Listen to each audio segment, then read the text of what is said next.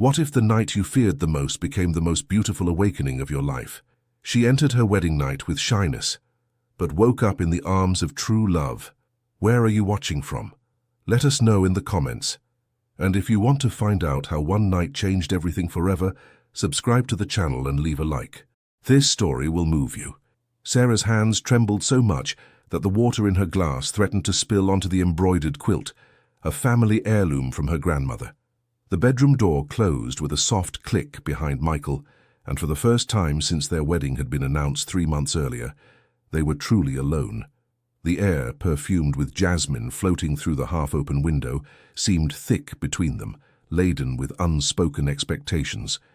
Life sometimes places us on paths we don't choose, but it's our steps that determine the journey, Sarah thought as she observed her now husband, a man she barely knew beyond the formal family meetings.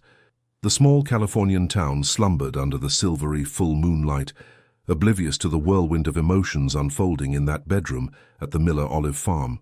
The wedding preparations had been frantic, a race against time since her parents had sealed the agreement that promised to save her family lands and expand his business interests. Sarah, at 22, had accepted because it was expected. Women of her standing didn't indulge in the luxury of dreaming about romantic love. They married out of duty, convenience, survival. Her brown eyes, habitually downcast in learned modesty, now scanned the room, avoiding meeting Michael's gaze. Michael Davis, 40 years old, watched his young wife with a mixture of curiosity and patience she hadn't expected. Instead of approaching as first-night customs dictated, he sat on the edge of the bed at a respectful distance. "You don't need to be afraid of me," he said with a voice softer than his robust appearance suggested. "We can just talk, if you'd prefer." The distant chirping of crickets crept through the window, accompanying the silence that followed his words. Sarah raised her eyes, surprised by the gentleness she hadn't anticipated. "I don't know what to say," she confessed, her voice sounding small in the spacious room.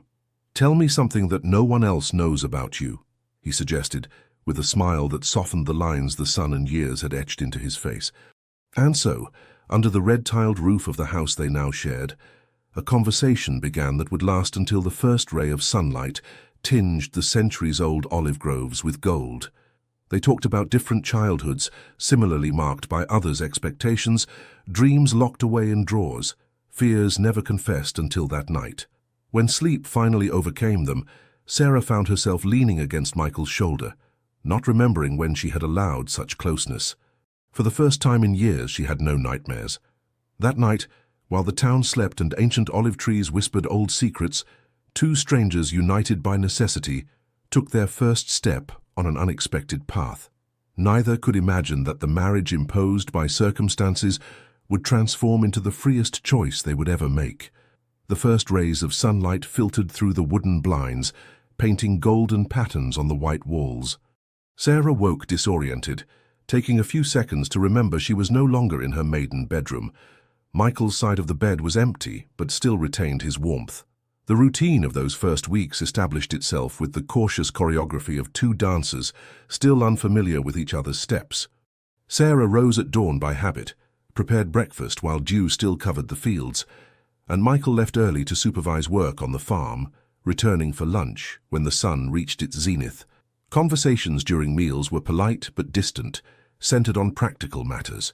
Management of the land, necessary repairs to the farm buildings, olive oil orders starting to arrive after years of decline.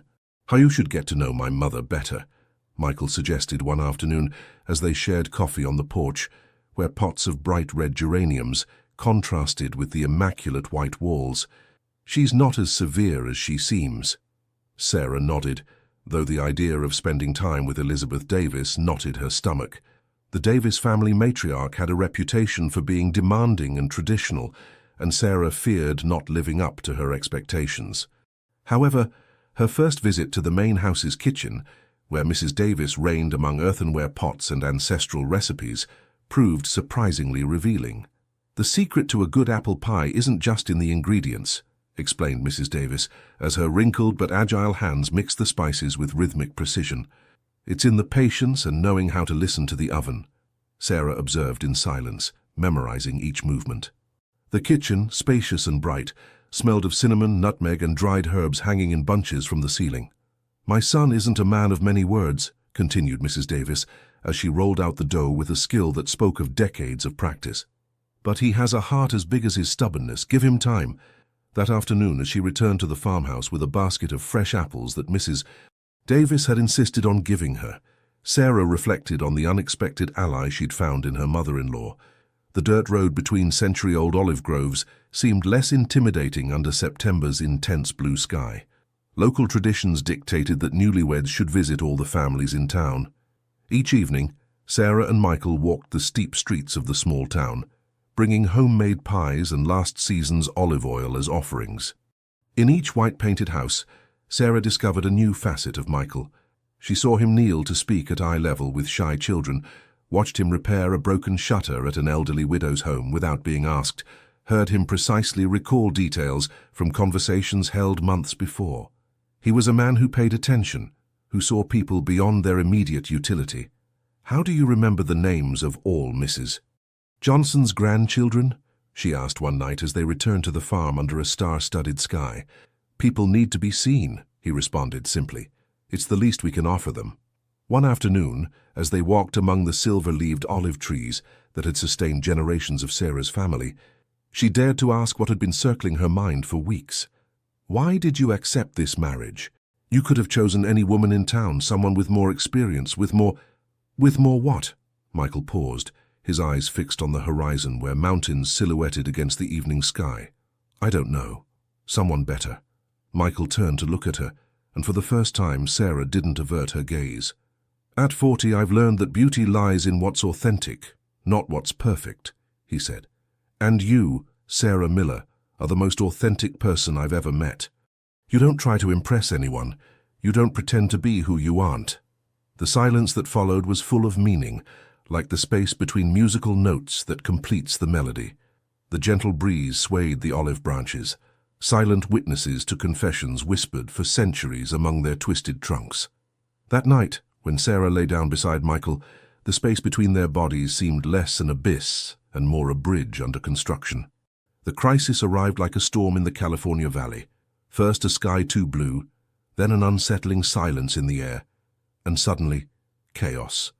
Sarah was reviewing the farm's accounting books when she discovered the truth her father had carefully hidden. The financial situation was much worse than she had imagined. Debts accumulated like black clouds on the horizon. Late payments to suppliers, pending taxes, loans with interest growing like weeds. Reality unfolded before her in columns of red numbers that threatened to swallow the future she was just beginning to imagine. The second blow came soon after. An unexpected drought hit the region, the worst in decades according to the town's elders. The sky, once generous with its spring rains, became an implacable blue canopy that watched pitilessly as the earth cracked under a merciless sun. "The olive trees are suffering," Sarah explained to Michael one afternoon as they walked among rows of centuries-old trees. "If we don't get water soon, we'll lose much of the harvest." Michael observed the silver leaves beginning to curl, an unmistakable sign of water stress. His face reflected concern but also determination. "My grandfather used to say that olive trees are like wise people. They've seen too much to give up at the first obstacle," he replied, running his calloused hand over the twisted trunk of an olive tree that had witnessed empires pass. "We'll find a solution." That night, while the entire town prayed for rain in the small white church on the square, Sarah unearthed the agricultural journal her grandfather had maintained for more than 40 years. The yellowed pages, written in precise calligraphy, contained the accumulated wisdom of generations who had survived droughts, plagues, and wars. "Water doesn't always come from the sky," she read aloud as Michael leaned over her shoulder. "Sometimes it must be sought beneath the earth as one seeks truth with patience and faith." The following weeks became a battle against adversity. Michael negotiated with farmers from neighboring towns to secure more drought-resistant olive varieties. Sarah studied artisanal irrigation techniques that would allow them to use every last drop of water efficiently. Together, they combed the farm inch by inch, looking for forgotten ancient wells that could be reactivated. The work was exhausting. They rose before dawn and returned home long after nightfall, with aching muscles and blistered hands. But during these long days, something began to change between them. They were no longer two strangers fulfilling a duty, but companions on a shared mission. "I never asked what you wanted," Michael said one night as they dined by lamplight, economizing on electricity. "Before all this, before the wedding, what did you dream for your life?" Sarah set her fork aside and reflected. No one had ever asked her that before. "I wanted to teach," she finally confessed. "I like the idea of working with children, showing them how plants grow, how nature's cycles work. But my father said these were inappropriate fantasies for someone with my responsibilities." Michael nodded, as if her answer confirmed something he had suspected. "Dreams don't expire, Sarah. They just change shape." That night, for the first time, Sarah fell asleep thinking not just about surviving the present, but about the possibility of a chosen future, not an imposed one. Meanwhile, Emily, Sarah's best friend since childhood, observed the subtle changes in her with a mixture of joy and silent envy. During her weekly visits, she noticed how Sarah spoke with more confidence, how her posture was no longer permanently tense, how she smiled more often. "You're different," Emily commented one afternoon, as she helped Sarah sort olives for artisanal production. "There's something about you that shines." "It's the sweat from hard work," Sarah joked, but her smile revealed a deeper truth. Emily harbored her own secret. She was in love with a man her family would never approve of, a traveling musician with neither land nor fortune. In Sarah's arranged marriage, which surprisingly seemed to be flourishing, she saw both an inspiration and a painful reminder of what she could not have. As the drought continued, and the financial situation remained precarious, Sarah and Michael learned to find small victories amid adversity. The discovery of an ancient underground irrigation system beneath part of the farm, the successful negotiation of an extension for an important loan, the first early olive harvest that, though reduced, promised exceptional quality oil. "Sometimes the deepest roots grow in the driest soil," Mrs. Davis told Sarah as they prepared preserves for winter, "because they must fight harder to find what they need." Sarah was beginning to understand that this phrase applied not only to the olive trees struggling against drought, but also to hearts learning to flourish in unexpected terrain. The county fair arrived, with its explosion of color, music, and centuries-old traditions. For a week, daily worries were suspended as streets filled with stalls, squares vibrated with the sound of guitars, and the air became impregnated with the aroma of freshly made funnel cakes and warm apple cider. Sarah and Michael attended together, as befitted newlyweds. She wore a red dress that Mrs. Davis had insisted on giving her, arguing that the color would bring good fortune for the coming harvest. He, more elegant than usual in an impeccable white shirt, looked at her with a pride he no longer tried to disguise. It was amid the bustle of the main square, as they watched couples dancing under strings of lights, when it happened. A black-haired woman with a stately bearing approached them with the confidence of someone treading familiar ground. "Michael Davis," she pronounced with a smile that didn't reach her eyes. "Time has been generous to you." Sarah felt how Michael's hand holding hers tensed imperceptibly. "Jessica," he replied with a forced courtesy, "I didn't know you'd returned." "Just a week ago," explained the woman, whose dark eyes now rested on Sarah with barely disguised curiosity. "San Francisco proved too cold, even after all these years." The introduction was brief and formal. Jessica Winters, a former friend from town. Sarah caught the hesitation on the word friend and felt an unfamiliar sensation settle in her chest. It wasn't simply curiosity, but a sharp unease that felt new and disturbing. During the rest of the evening, Sarah observed Michael with new eyes. She noticed how his gaze occasionally sought Jessica among the crowd, how his laugh sounded slightly different when she approached their group, how a peculiar silence settled between them during the journey back to the farm. The following days brought with them a subtle but undeniable tension. Michael spent more time in the fields, returning late and tired. Sarah immersed herself in administrative work, trying to ignore the questions accumulating in her mind. The space between them, which had begun to narrow, widened again without either knowing how to address it. It was Mrs. Davis who, with the direct wisdom of the elderly, who no longer have time for beating around the bush, addressed the situation one afternoon as Sarah helped her prepare dough for apple pies in the spacious family kitchen. "Jessica Winters was my son's great love in his youth," she said, while her expert hands formed perfect circles of dough, or at least that's what he believed for years. Sarah kept her eyes fixed on the board where she was kneading, trying to make her voice sound casual. "You don't have to tell me that, Mrs. Davis."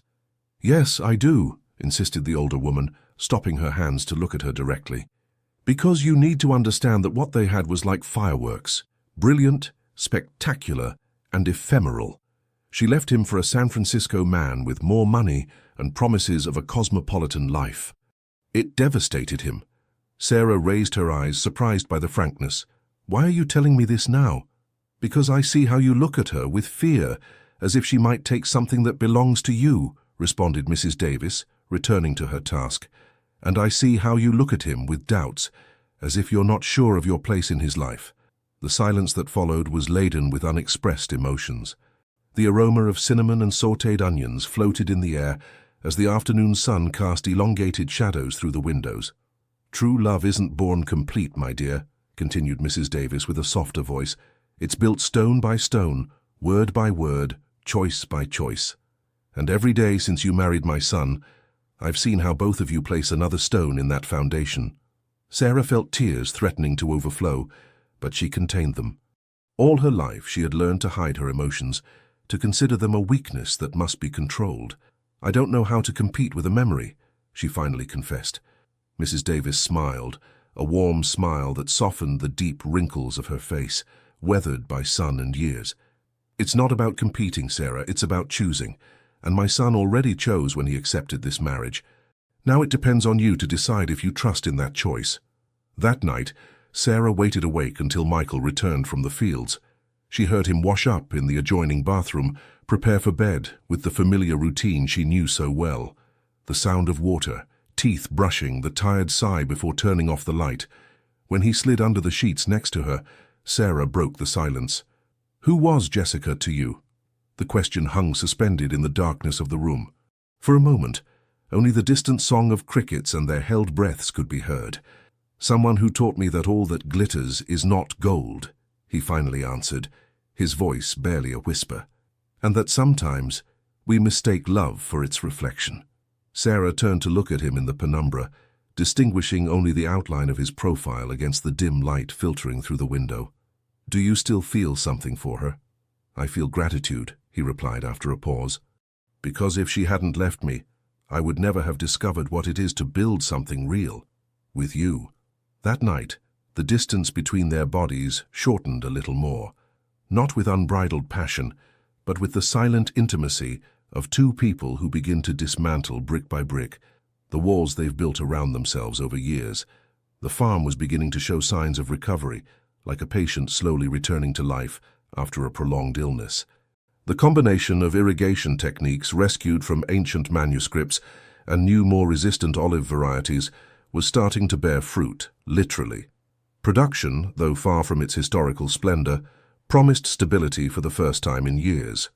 It was then that the proposal arrived that would alter the course of everything, an envelope with the letterhead of a company from New York, delivered by the postman on a bright spring morning. Sarah opened it at the kitchen table, with sunlight drawing golden patterns on the worn tile floor. The contents were as tempting as they were disturbing, an offer to buy a substantial part of the farm's land. The sum offered was generous, more than enough to settle all pending debts and guarantee financial stability for years. The investor, a tourism development company, planned to transform the wheat fields and part of the olive groves into vacation home complexes with authentic California flavor. Sarah was rereading the letter when Michael entered the kitchen, his face and hands stained with reddish earth after a morning working in the fields. "Bad news?" he asked, noticing her worried expression as he washed at the stone sink. Sarah wordlessly handed him the letter. She watched him read, saw his eyebrows furrow and his jaw progressively tense. "It's a generous offer," she commented cautiously when he finished reading. Michael laid the letter on the table and looked out the window, toward the fields that extended as far as the eye could see, a mosaic of greens and golds under the intense blue sky. "Generous." His voice contained a barely controlled tension. "They want to convert lands that have fed generations into vacation homes for tourists who will come 2 weeks a year to take selfies with the remaining olive trees." "It would only be part of the farm," Sarah argued, though her heart wasn't fully behind these words. "Enough to settle the debts and have a breather." "A breather?" Michael looked at her directly, his dark eyes lit with a passion Sarah had rarely seen. What's the use of breathing if you sell your soul to do it? The discussion that followed was their first real one. Not a tense conversation or a polite disagreement, but an authentic clash of visions. Voices were raised, words came out sharp, doors closed with more force than necessary. For the first time since their marriage, they dined separately. He in the field, supervising night irrigation, she in the silent kitchen, where every sound seemed amplified by his absence. The night brought with it a restless calm. Sarah remained awake, listening to the familiar sounds of the old house, the creaking of wooden beams, the whisper of wind through the branches of the apple tree in the yard, the persistent drip of the faucet they had never completely managed to fix. When Michael finally returned, long after midnight, he sat on the edge of the bed without undressing. The scent of earth and sweat mingled with the fragrance of jasmine climbing the exterior wall. "I'm sorry," he said, the words coming with difficulty. "I shouldn't have spoken to you that way. And I'm sorry for not understanding what these lands mean to you," she responded, sitting up. "It's not just about money or survival, is it?" Michael shook his head, his profile outlined against the silvery moonlight filtering through the window. "When my father fell ill, and I had to leave my studies to take charge of everything, I felt trapped," he confessed. "I spent years resentful, dreaming of escape. But one day during the harvest I saw the same men who had worked with my grandfather, with my father, and now with me, sharing stories as they gathered olives.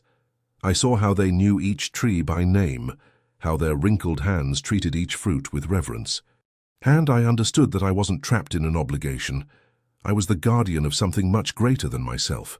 Sarah moved to sit beside him, their shoulders almost touching in the penumbra. "You never told me that." "There are many things we still haven't told each other," he replied with a tired smile. "But we have time."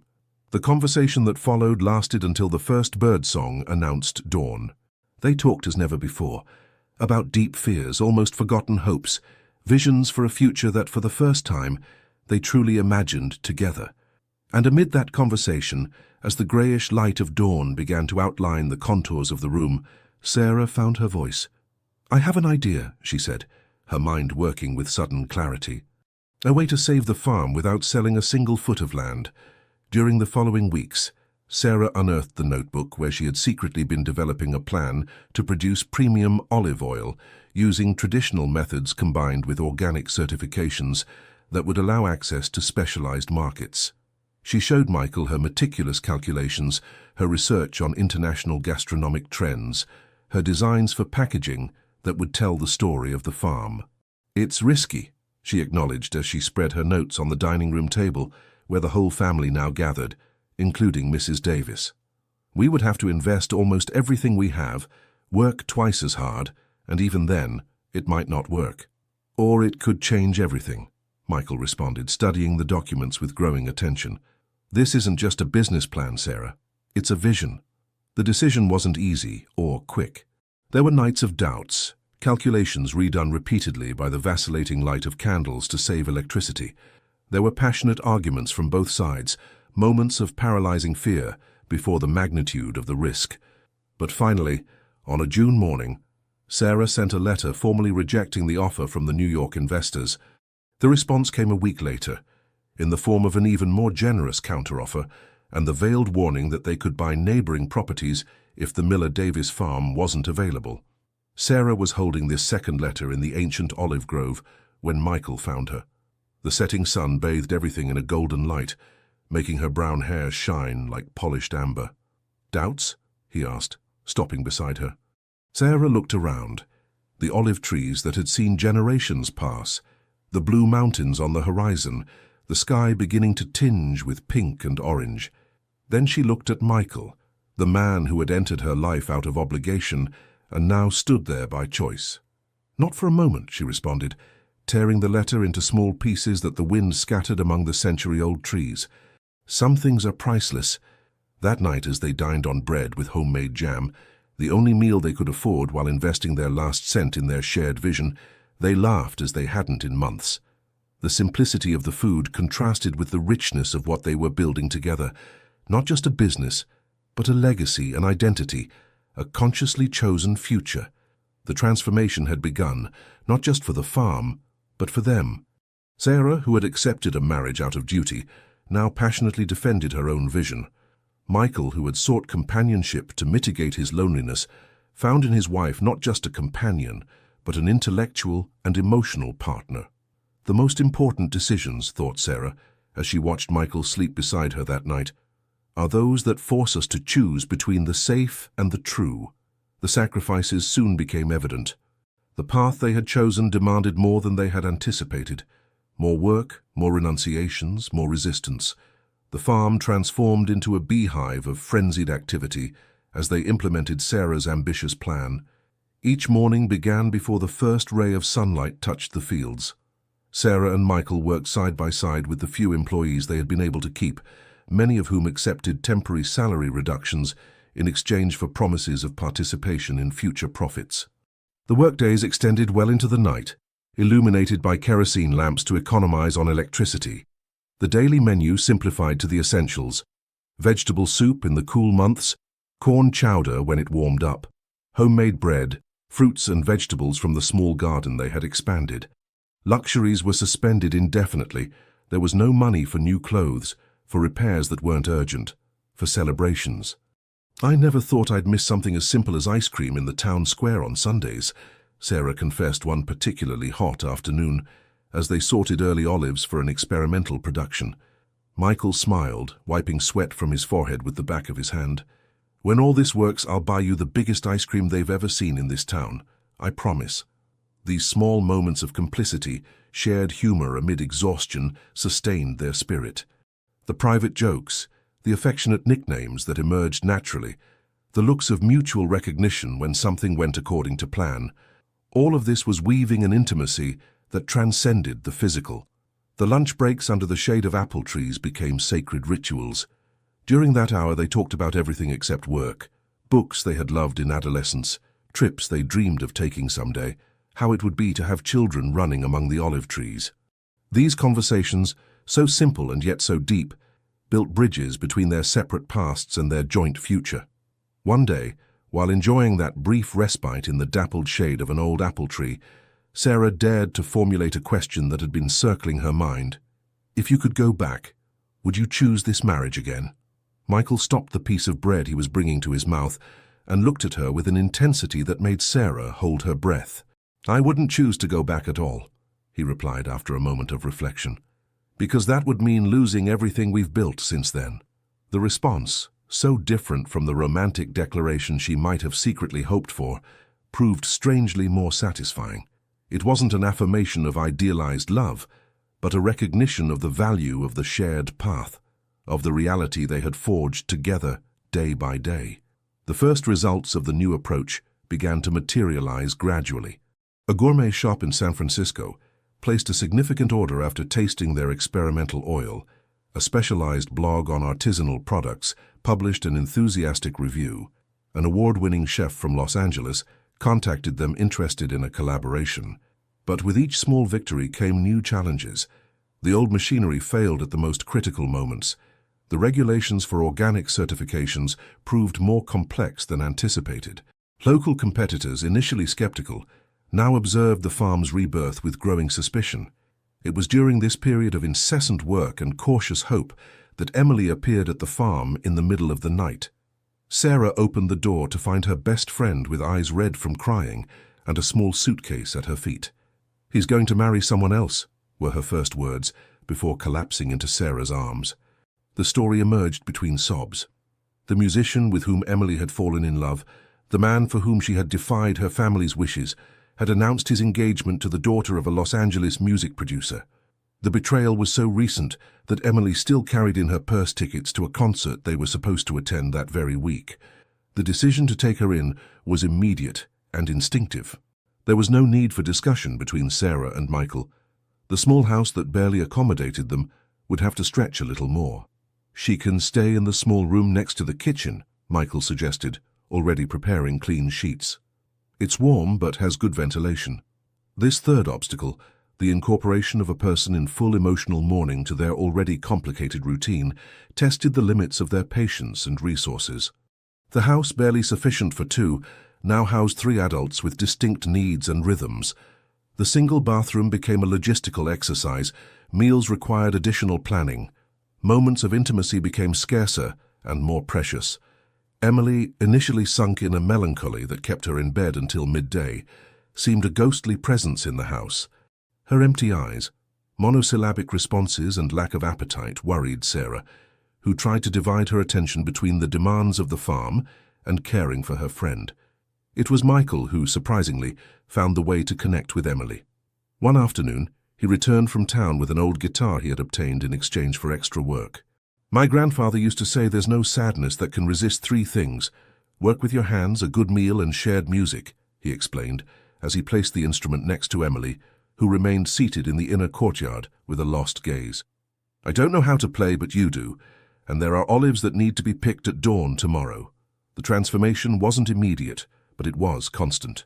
Emily began to rise with them at dawn. Her hands, more delicate than Sarah's and Michael's, proved surprisingly skilled for tasks that required precision. At night, after simple but satisfying dinners, the 3 formed a small improvised tertulia in the courtyard under the stars. Emily played American folk melodies on the guitar, Sarah shared stories from her childhood, and Michael occasionally recited verses from local poets he had memorized in his youth. Sarah discovered in herself a capacity she didn't know she possessed, the ability to be a safe harbor for others. She observed how her words of encouragement, her small gestures of care, her attentive listening, created a space where Emily could begin to heal. It was a different kind of strength than what she had needed to face financial crises or difficult farm decisions. It was a gentle but sustained strength, like water that doesn't break the rock in one blow, but patiently models it over time. Michael, for his part, revealed a generosity of spirit that raised even higher the admiration Sarah felt for him. Far from resenting the intrusion into their space and routine, he integrated Emily into the farm projects, finding tasks that took advantage of her specific skills and respected her grieving process. One night, while Emily slept and they shared a moment of privacy in their room, Sarah expressed her gratitude. Not all men would have welcomed a devastated woman they barely know like this. Michael, who was removing his work boots, looked up with an expression that mixed surprise and tenderness. "She's not a stranger, Sarah. She's your chosen family. And now she's part of mine too." That simple declaration crystallized something Sarah had been feeling for weeks. They were building not just a business or a marriage, but a home in the deepest sense of the word. A place where people could arrive wounded and find space to heal, where abundance wasn't measured in possessions, but in human connections. Emily's presence, which initially seemed a complication, transformed into an unexpected catalyst. The 3 formed an improvised but functional unit. They planted a small vegetable garden with tomatoes, peppers, and eggplants. Together, they painted the rooms of the house with traditional whitewash. They created routines that included night readings and long conversations at the table after meals. And in the midst of this improvised family, between daily sacrifices and small shared joys, the farm and its inhabitants continued their slow but constant metamorphosis. The storm arrived without warning, as the most devastating ones often do. One autumn afternoon, the sky darkened with alarming rapidity. Black clouds, loaded with water and electricity, swirled over the fields like an omen of what was to come. "We need to secure everything," Michael shouted, running toward the shed where they kept the newly acquired machinery with their first profits. "Sarah, take care of the experimental seedlings." The wind began to howl among the century-old olive trees, bending branches and tearing off silver leaves that flew like tiny silver fish in a furious river. The first drop hit the dry ground with an almost metallic sound, soon followed by a downpour that transformed the farm paths into reddish streams within minutes. Sarah ran among the seedlings in the experimental nursery, trying to protect the most delicate varieties with plastic, when the first lightning tore the sky, followed almost immediately by a thunder that seemed to shake the very foundations of the earth. Her body instantly paralyzed, as if an invisible hand had pressed a switch inside her. It wasn't the present storm she was seeing, but another, 20 years ago. Her little brother, Thomas, just 5 years old, trapped in the creek that crossed the property, the water rising with terrifying speed while she, at 7, screamed for help from the bank. The eternal seconds until her father arrived, the desperate struggle against the current, The small and motionless body finally pulled from the water. Thomas had survived, but Sarah never forgot those moments of absolute terror, of certainty that she would forever lose the one she loved most. Since then, violent storms awakened in her a primary visceral fear that adult reason couldn't control. She found herself running toward the house, blind to everything except the desperate need for shelter. She closed her bedroom door and curled up in the corner furthest from the windows, shaking uncontrollably while her breathing accelerated until each inhalation was a painful gasp. The world seemed to close around her, the walls moving closer, the air becoming too dense to enter her lungs. Michael searched for her throughout the farm when he didn't find her at the nursery. Upon reaching the closed bedroom, he didn't try to enter. He sat in the hallway next to the door and began to speak in a calm, steady voice like a beacon in the storm. "I'm here, Sarah," he said, loud enough to be heard through the wood but without shouting. "I won't come in if you don't want me to, but I'm not leaving. The storm will pass soon." He continued talking without expecting a response. He told her banal anecdotes about his day, described how the hens had all taken refuge in a corner of the henhouse, forming an indistinguishable mass of feathers, recited from memory a poem by Robert Frost about the California mountains. "Breathe with me," he suggested at one point. "Inhale counting to 4, hold counting to 4, exhale counting to 6, like that slowly." Sarah, from her corner, began unconsciously to synchronize her breathing with the rhythm he was marking. Little by little, the knot in her chest began to loosen. The walls stopped moving closer. Air began to flow into her lungs again. The storm gradually abated, first the wind, then the rain. Finally, the thunder moved away toward the mountains. But Michael remained there, speaking calmly, his voice an anchor to which Sarah could cling as she navigated back from the territory of panic. When she finally opened the door, hours later, she found him sitting on the hallway floor, his back leaning against the wall, waiting patiently as he had promised. His clothes were still damp, his face showed signs of exhaustion, but his eyes lit up upon seeing her. "I'm sorry," she murmured, embarrassed by what she considered an unforgivable weakness. "I don't know what happened to me." "There's nothing to be sorry about," he replied, getting up with a slight groan from hours of immobility. "We all have inner storms, Sarah. Only the way they hit us changes." That night, for the first time, Sarah told him the complete story of Thomas's accident. She spoke of the terror, of the guilt that had accompanied her for years for not being able to help directly, of the recurring nightmares where she couldn't save those she loved. "I've never told this to anyone," she confessed, as they shared a cup of chamomile tea in the silent kitchen. "My family never spoke of the subject again, as if by not mentioning it, it could disappear." Michael listened attentively, his eyes never leaving hers, his hands occasionally covering hers in the most difficult moments of the story. "Sometimes silences protect us," he finally said, "but other times they lock us in invisible cages." The next day, they went out together to assess the storm's damage. The situation was worrying but not catastrophic. Some broken branches on the oldest olive trees, the experimental nursery partially flooded, a section of the perimeter fence knocked down.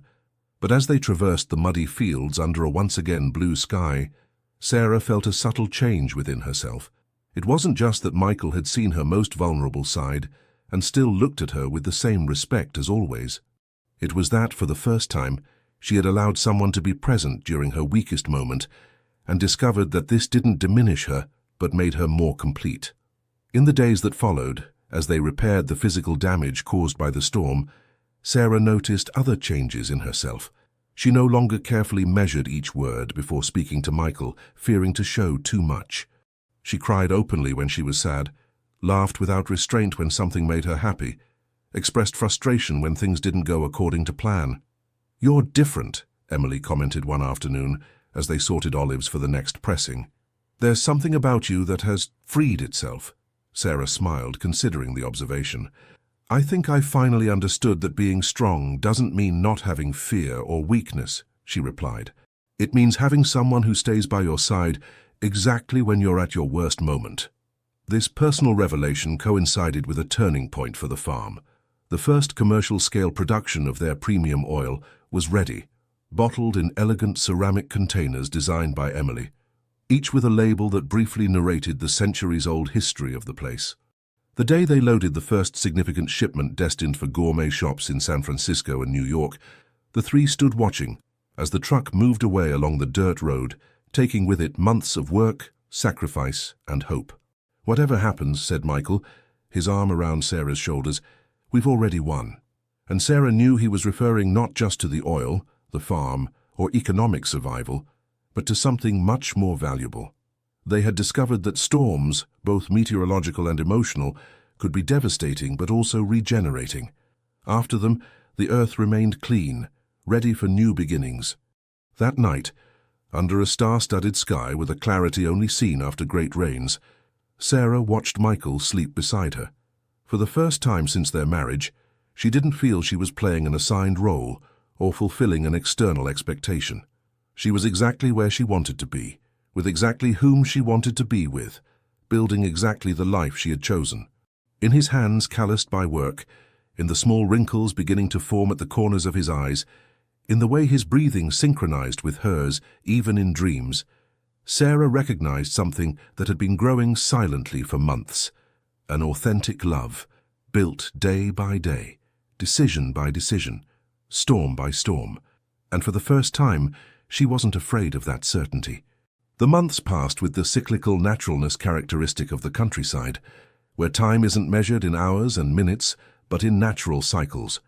The winter harvest gave way to spring pruning, the fields briefly covered with wildflowers that then yielded to the relentless advance of the California summer. The Miller olive palm oil was beginning to gain recognition in specialized circles, appearing on the menus of award-winning restaurants and in gourmet shops in major American cities. Emily, who had arrived devastated on a night of emotional turmoil, was slowly blossoming like the plants in the garden she now tended with devotion. Her presence, initially conceived as temporary, had integrated into the farm routine so organically that it became difficult to remember what life was like before her. It was during an ordinary breakfast in the sunny kitchen, with the aroma of freshly brewed coffee and warm muffins floating in the air, when Emily dropped the news that would once again change the dynamics of their improvised family. "I've been offered a job in Los Angeles," she announced, her eyes bright with a mixture of excitement and apprehension. "A contemporary art gallery is looking for someone to manage their social media and organize events." They saw my designs for the oil labels. The silence that followed contained contradictory emotions: genuine joy for this opportunity, anticipated sadness for the imminent separation, pride for Emily's rebirth, unease at the approaching change. "That's wonderful," Sarah finally said, finding the smile she knew her friend needed to see. "It's exactly the kind of work you've always wanted. It wouldn't have happened without you two," Emily replied, extending her hands to take Sarah's and Michael's across the table. "You gave me more than a roof when I needed it. You gave me back faith in myself." The preparations for Emily's departure transpired in a bittersweet atmosphere. Sarah helped her organize her scarce clothes, adding pieces of her own that she no longer used or considered more suitable for the urban life Emily would face. Michael personally repaired the old leather suitcase that had belonged to his father, reinforcing seams and adding a waterproof lining. On the eve of her departure, the three remained awake until dawn on the porch, where the white walls reflected the silvery moonlight. They shared local wine, recalled amusing moments of their cohabitation, made plans for future visits, imagined what Emily's new life would be like in the big city. "I'm afraid," she confessed, when the wine bottle was almost empty and the stars began to pale before the first hint of dawn. "What if I'm not good enough? What if the city swallows me?" Sarah, seated beside her on the wooden bench worn by generations, took her hand. "Fear is natural when we're about to fly," she said, surprising herself with a wisdom she didn't know she possessed. "But remember, your wings have already endured worse storms." Michael nodded, adding with his particular mixture of practicality and poetry, "And you'll always have this nest to return to when you need to rest or remember who you are." Emily's departure left a tangible void in the farm. The room next to the kitchen, stripped of her belongings, seemed larger and more silent. Meals transpired without the spark of her witty observations. The nights missed the sound of the guitar and her clear voice singing old folk songs. But the most significant transformation occurred in the dynamics between Sarah and Michael. The presence of a third person had created, without their conscious awareness, a certain balance, an external witness to their evolution as a couple. Now alone again, but different from who they had been before Emily's arrival, they needed to rediscover each other. "It's strange," Sarah commented one night as they dined on the porch, under a sky where the first stars were beginning to appear. "The house seems emptier, but we seem fuller." Michael looked at her over his wine glass, his eyes reflecting understanding of what she was trying to express. "Helping someone heal has healed us too," he replied. "As if by showing Emily the way back to herself, we found parts of ourselves we didn't know were lost." Emily's letters and calls from Los Angeles brought fragments of a life in full metamorphosis, enthusiastic descriptions of her shared apartment in the Silver Lake neighborhood, anecdotes about the eccentric artists who frequented the gallery, confessions about how much she missed the silence of the countryside and Sarah's freshly baked bread. It was during one of these calls when Emily casually mentioned something that sowed an unexpected seed. "One of the artists I work with does workshops for children from vulnerable neighborhoods," she commented. "He teaches them to express themselves through art, and it's incredible to see how they flourish when someone gives them space and creative tools." After hanging up, Sarah remained thoughtful, her mind connecting this information with something that had been silently gestating within her. "Have you ever thought about what this place would be like full of children?" she asked Michael that night, as they watched the stars from the old swing he had recently repaired. He didn't seem surprised by that, as if he too had been considering similar. "Sometimes I imagine children's laughter among the small hands learning to distinguish when an olive is at its perfect point," he confessed. "But I never knew if you—" The conversation that followed was one of the deepest. They talked about possible futures, old dreams that could now be reconsidered, fears of the unknown, and yearnings for what did not yet exist. When Mrs. Davis came for lunch the following Sunday, as was her weekly custom, Sarah and Michael decided to share with her an idea that had emerged from those nocturnal conversations. "We're thinking of opening part of the farm to receive groups of children from the city," explained Sarah as she served the beef stew that Mrs. Davis had prepared. "To teach them about traditional agriculture, about nature's cycles, about life in the countryside." Mrs. Davis's reaction surprised them both. Her eyes, usually serene, lit up with a youthful enthusiasm. She set her cutlery aside and took Sarah's hands in her own, weathered by decades of work. "I've been dreaming of something like this for years," she confessed, her voice slightly trembling with emotion.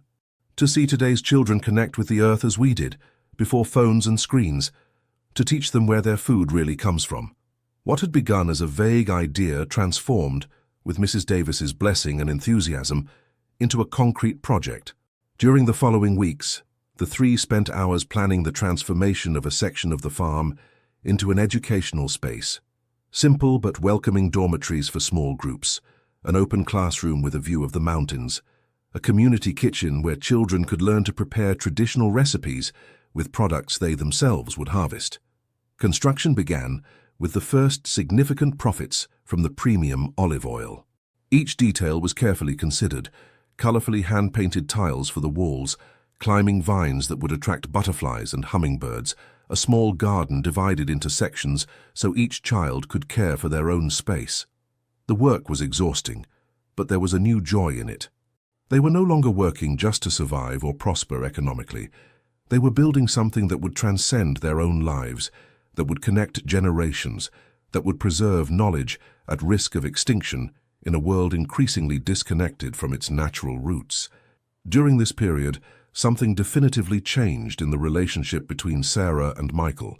The nocturnal conversations no longer primarily dealt with problems to solve or crises to overcome, but with shared dreams, with the legacy they wanted to leave, with the vision of a future they were actively building together.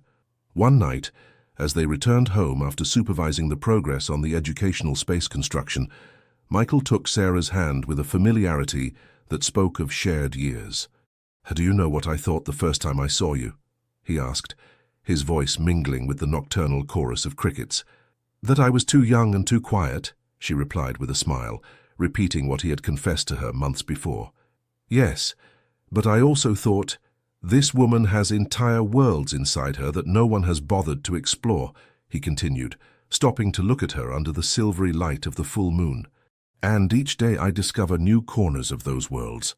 Sarah felt heat rise to her cheeks, not from embarrassment but from the intensity of the recognition. Being truly seen, not as the person others expected her to be, but as who she really was, with all her complexities and contradictions, was the most valuable gift she had ever received. That night, under the same roof that had witnessed their first conversation as strangers obligated by circumstances, they made love, not with the frenzied passion of those who fear the moment might pass, but with the deep intimacy of those who know they are building something that will last longer than themselves. And as the farm slept under the star-studded mantle of the California night, Sarah understood that Emily hadn't been the only one to receive wings during her stay. They had all learned to fly, each in their own way, each toward their own horizon, but always with the certainty of having a place to return to. The first group of children arrived on a luminous spring morning. The school bus appeared on the dirt road, raising a cloud of reddish dust that illuminated like gold in the morning sun. Sarah waited by the newly painted entrance of the farm, with a knot of nerves and excitement in her stomach that she hadn't felt since her wedding night.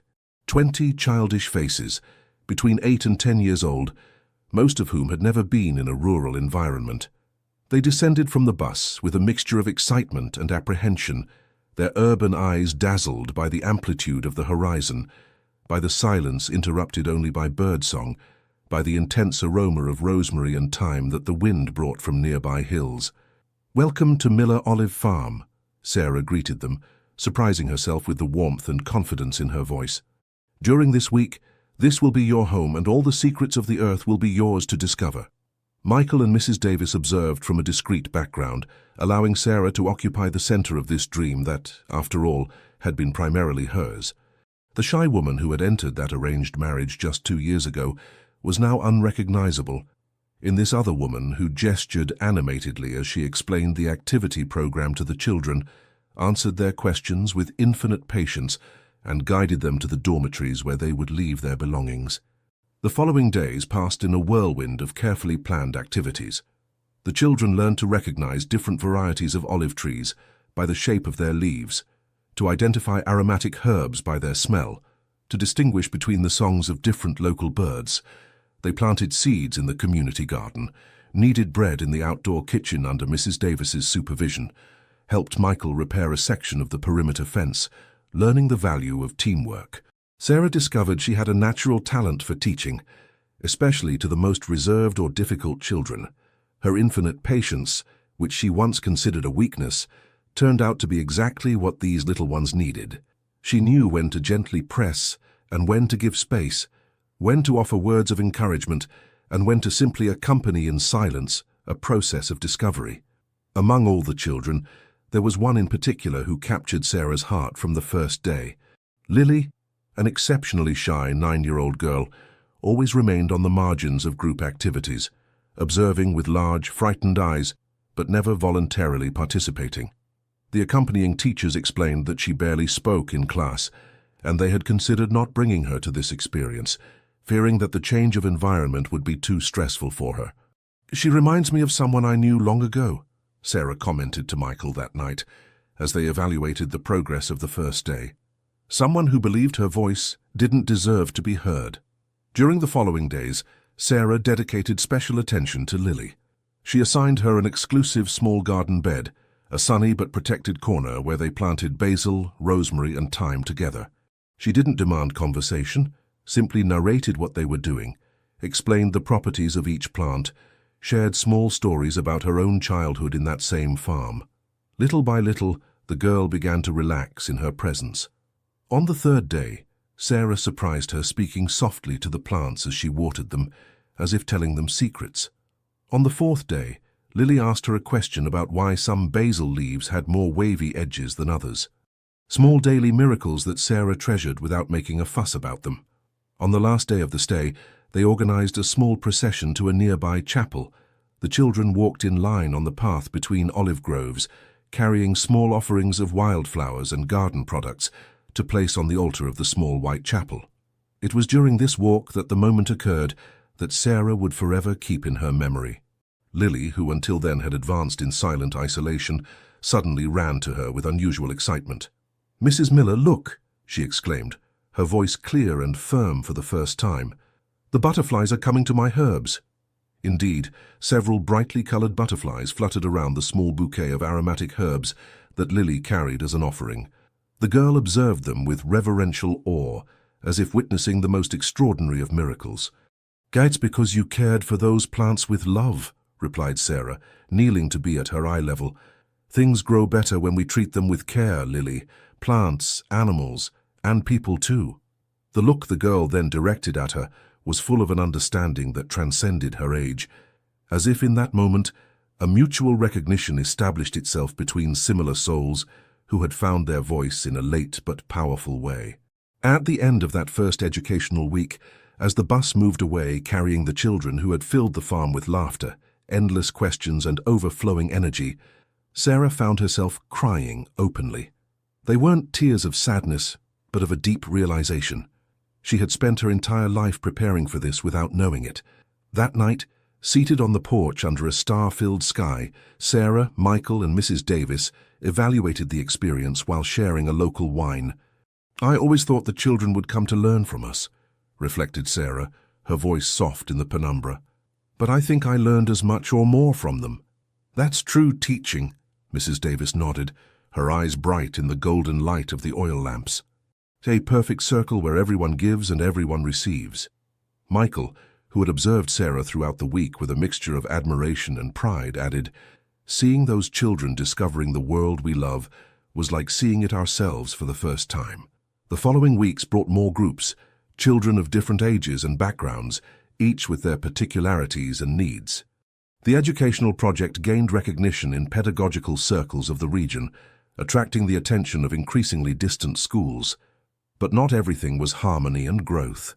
In a small town, where traditions weigh as much as the centuries-old stones of its streets, innovation is rarely received without resistance. Rumors began to circulate that the farm didn't comply with the necessary safety regulations to house minors, that the activities were inappropriate, that the children returned with ideas too modern about agriculture and sustainability. The origin of these rumors was soon revealed. The Thompson family, owners of the largest rural hotel in the region, saw in the educational project an unwanted competition. Their establishment, traditionally the only one that received organized visits in the region, was beginning to notice the impact of Miller Olive Farm on its clientele. The situation escalated when Sarah was summoned to the town hall to respond to concerns expressed by respectable members of the community. The small meeting room of the municipal building, with its solemn portraits of past mayors and its smell of old paper and waxed wood, became the scene of a barely disguised interrogation. "We understand your enthusiasm, Mrs. Davis," said the mayor, an affable man but clearly under pressure, "but there are procedures that must be followed, certifications that must be obtained. The safety of children is paramount." Sarah, who had meticulously prepared all the necessary documentation, responded with a calmness that surprised even Michael, present as moral support. "We completely agree, Mr. Mayor. That's why we have complied with every legal requirement from day one," she explained, as she unfolded organized folders with permits, inspections, and certifications. "Our project not only complies with current regulations, but in many aspects exceeds them." The meeting went on for hours, with technical objections that Sarah and Michael systematically refuted. The emotional cost was high, sleepless nights preparing responses to unfounded accusations, the constant tension of knowing they were being observed and judged, moments of doubt when they questioned whether the project was worth such wear and tear. "Maybe we should focus just on the oil," Sarah suggested one night, particularly discouraged after discovering that someone had spread rumors among the parents of a scheduled group, causing several cancellations. "It's already working well, it's less complicated." Michael, who rarely showed anger, responded with unusual intensity. "And let those who want to keep us all looking to the past win. Give up what you've built out of fear of those who can't imagine anything new." Resolution came unexpectedly during a public assembly convened at the town church to discuss educational activities in the community. What the Thompsons had planned as a forum to consolidate opposition to the farm transformed into something completely different. One by one, parents of children who had already visited Miller Olive Farm stood up to share testimonies. The daughter who now ate vegetables she previously refused because she knew how they grew. The son with behavior problems who had found peace working with his hands in the soil. The girl with learning difficulties who had written her first complete composition describing her experience in the olive grove. Lily's teacher, the shy girl from the first visit, related with contained emotion how the child who barely spoke in class now led a school project about aromatic herbs. "I don't know what magic happened in that farm," concluded the educator, "but that girl returned with a voice we didn't know she had." The final testimony came from the local pastor, Father Robert, a man respected by all factions of the town. With the moral authority that his 80 years and his dedication to the community conferred on him, he addressed the assembly. "I have visited Miller Olive Farm several times in recent months," he declared, "and what I've seen there is exactly what our community needs, a bridge between our most valuable traditions and a future where young people return to valuing the land and honest work. The essence of country life has always been cooperation, not competition. There is room for all who work with integrity." The victory wasn't immediate or complete. The rumors would persist, though with less force. The tensions with the Thompson family wouldn't disappear, though they would gradually transform into a cautious coexistence. But something fundamental had changed. The community, which initially observed with skepticism, now embraced the project as a symbol of renewal. That night, as Sarah and Michael returned home under a starry sky, they shared a complicit silence full of meaning. The scars of the battle just fought were visible but not defining. Like the century-old olive trees that survived droughts, storms, and plagues, they too had learned to bend without breaking, to resist without hardening, to grow through adversities and not despite them. And on that familiar path they had traveled so many times, under the same stars that had guided generations before them, both felt the deep certainty of being exactly where they should be, doing exactly what they should do, together exactly as they should be. The seasons passed with the cadence characteristic of the countryside, where time isn't measured in hours and minutes, but in natural cycles. The spring blossom of magnolias announcing winter's end, the swallows returning with spring, the cicadas marking summer's peak, the first autumn rain washing the dust accumulated on the silver leaves of the olive trees. Miller Olive Farm had found its own rhythm, a balance between its different facets. The production of premium olive oil that now appeared in specialized shops in several American cities, the educational project that regularly received school groups and had expanded to include workshops for families during weekends, and Sarah and Michael's personal life, which evolved with the same patient constancy that characterized everything they did. It was Emily who, during one of her visits from Los Angeles, verbalized what many thought when observing them. "It's as if you've lived together your entire lives," she commented one afternoon as the three enjoyed tomato soup on the porch. "There's something about the way you move through space, as if you could predict exactly where the other will be." Sarah and Michael exchanged a complicit look. It was true. They had developed that silent synchrony of those who share not just a roof, but a purpose and a vision. They knew how to interpret each other's silences, to recognize needs before they were expressed, to anticipate reactions and offer support precisely when it was needed. Emily's visit coincided with preparations for a special celebration. It had been 2 years since that arranged marriage that had united their destinies. 2 years that seemed simultaneously shorter and longer, as if time expanded and contracted, according to the intensity of what was lived. "We should do something special," suggested Emily, always enthusiastic. "A party to celebrate everything you've built." Sarah, who still preferred intimacy to large social gatherings, responded with a tranquil smile. "Maybe something small, just with the people who really matter." And so, with the same simplicity that characterized their important decisions, they organized an intimate celebration in the farm's courtyard. Mrs. Davis, of course, who had been both mentor and second mother to Sarah. Father Robert, the parish priest who had defended them when rumors threatened their project. The workers who had remained faithful during difficult times, now an essential part of the farm's extended family. And some children from previous groups who had established special connections with the place, including Lily, the shy girl who now regularly visited with her family to care for the herb garden she considered her own. The celebration was simple but deeply significant.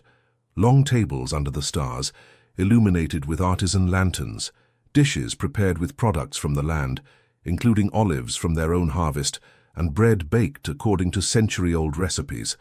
Traditional music played by local musicians, including a blind violinist who knew almost forgotten melodies. At midnight, when the celebration was at its most animated, Michael took Sarah's hand and discreetly guided her toward the olive groves.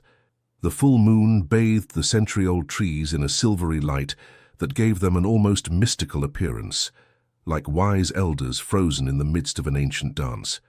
"I wanted to be alone with you for a moment," he explained, as they walked among rows of olive trees, their elongated shadows drawing complex patterns on the reddish earth. "To remember how it all began." They stopped under the farm's oldest olive tree, a twisted giant that, according to family tradition, had been planted by Sarah's great-grandfather. Its knotty branches extended like protective arms over them, and its trunk, furrowed by time, seemed to tell stories of past generations. 2 years ago," Michael began, his voice mingling with the distant song of crickets, "I entered a room where a woman I barely knew awaited me, to whom I had been married by a family agreement. I was terrified." Sarah smiled, surprised by the confession. "You terrified?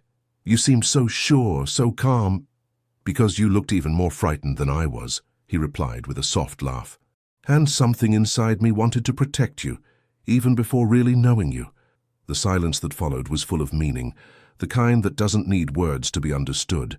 The night breeze gently swayed the silver leaves above them, creating a whisper that sounded almost like ancestral voices approving what was happening beneath their branches. "I have something for you," Michael finally said, taking from his jacket pocket a small object wrapped in a silk handkerchief. "It's not much, but it has meaning."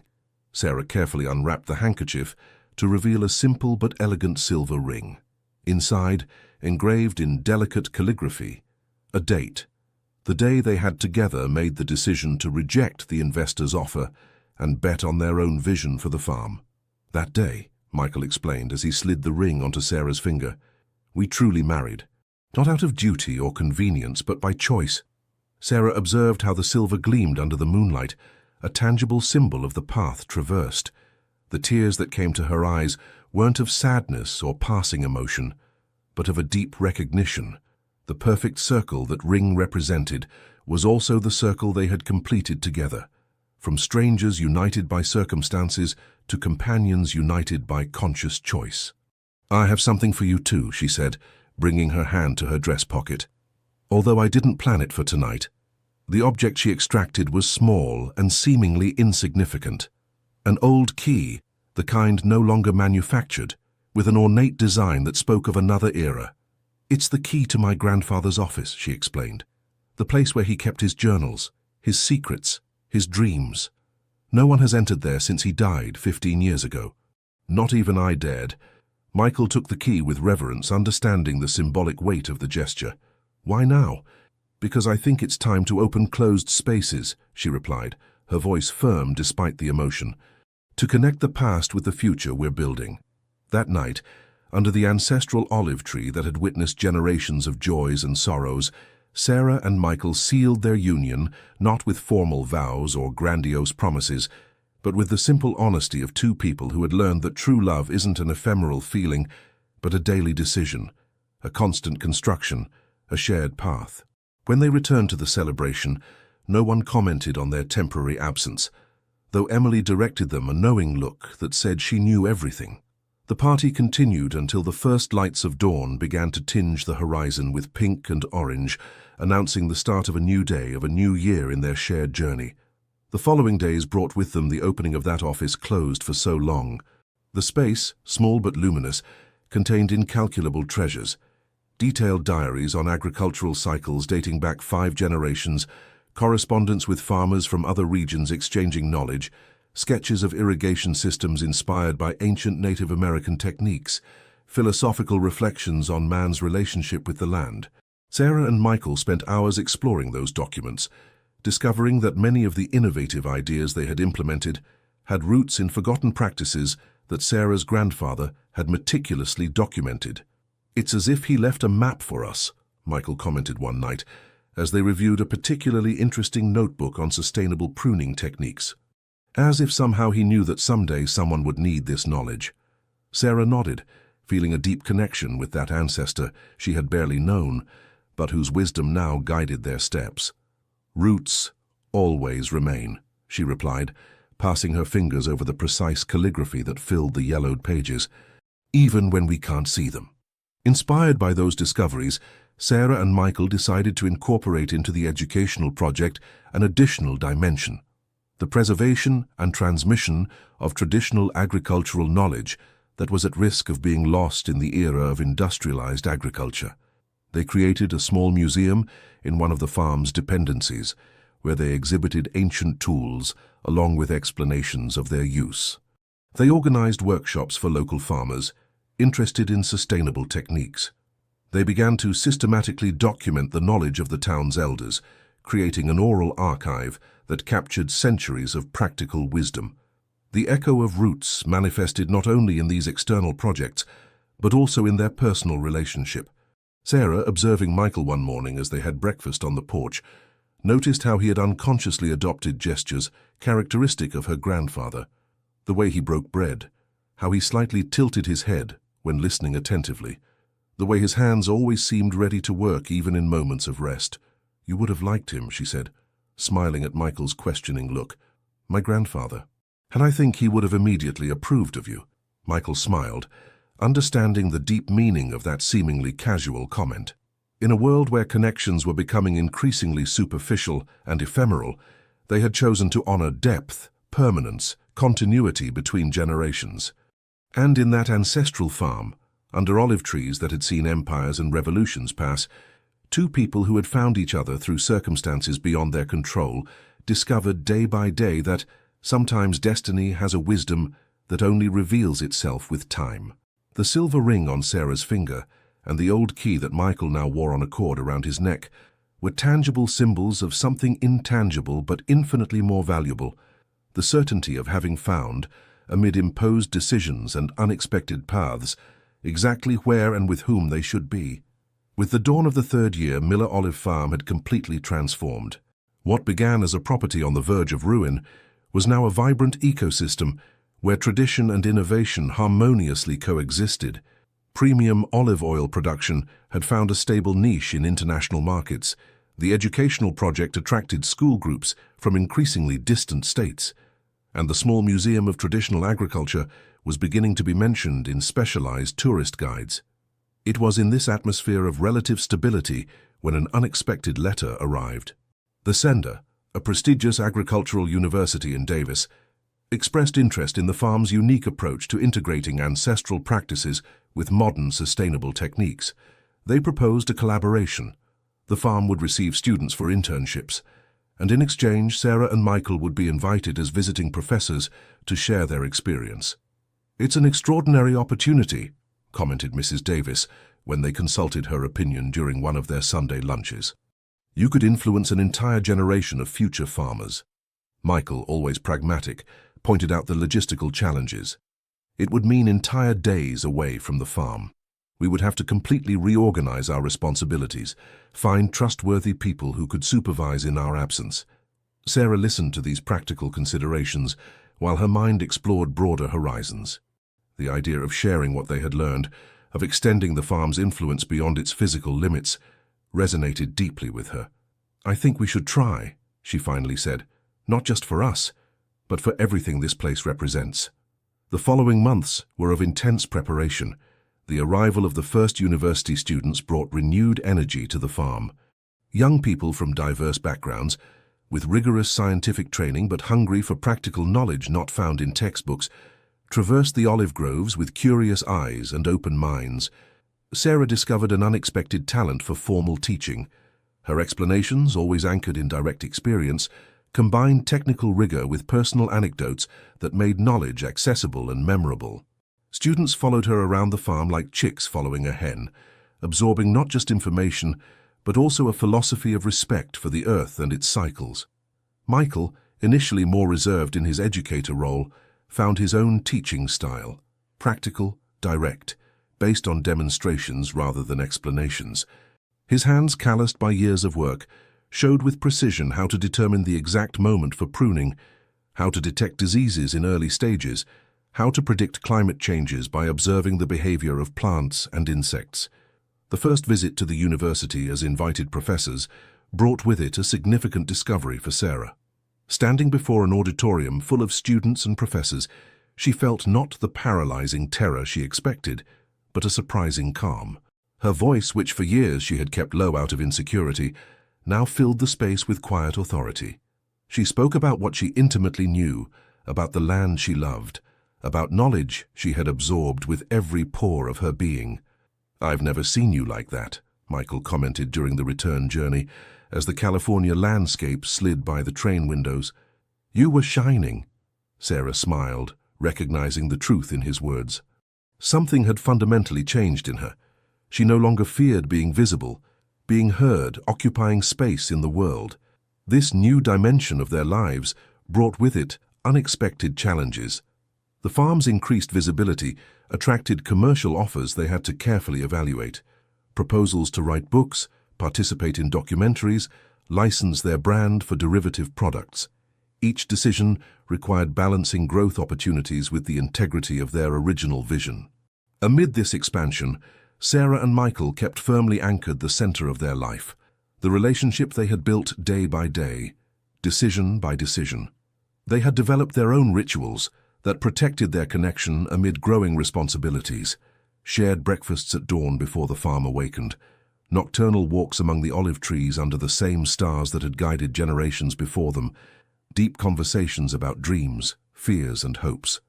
One afternoon, while supervising autumn pruning in one of the oldest sectors of the olive grove, Sarah noticed something unusual on a particularly venerable tree.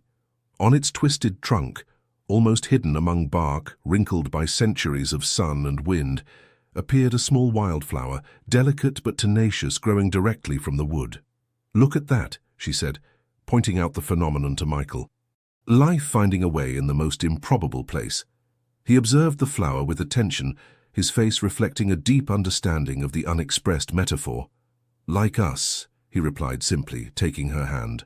That night, seated on the porch under a star-studded sky, they discussed a possibility that had been silently maturing between them for months: the idea of expanding their family. "It wouldn't be easy," reflected Sarah. "With everything we have going on, with our commitments at the university, with the groups we constantly receive, nothing we've done until now has been easy," Michael replied with a tranquil smile. "And yet, here we are." The conversation didn't reach a definitive conclusion that night, nor in the following ones.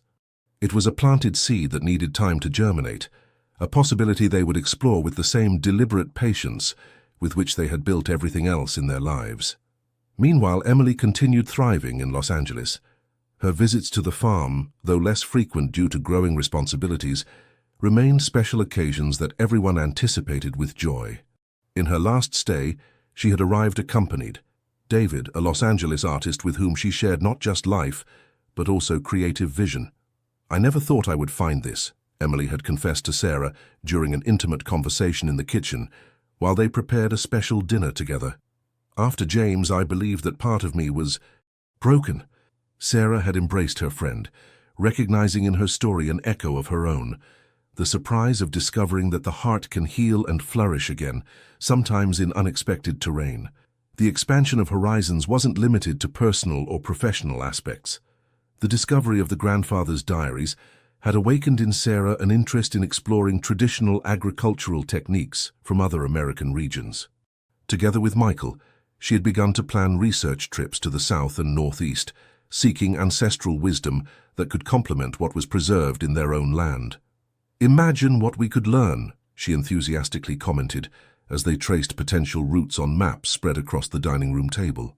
Places where traditional agriculture has been alive for centuries, where each family guards secrets transmitted for generations.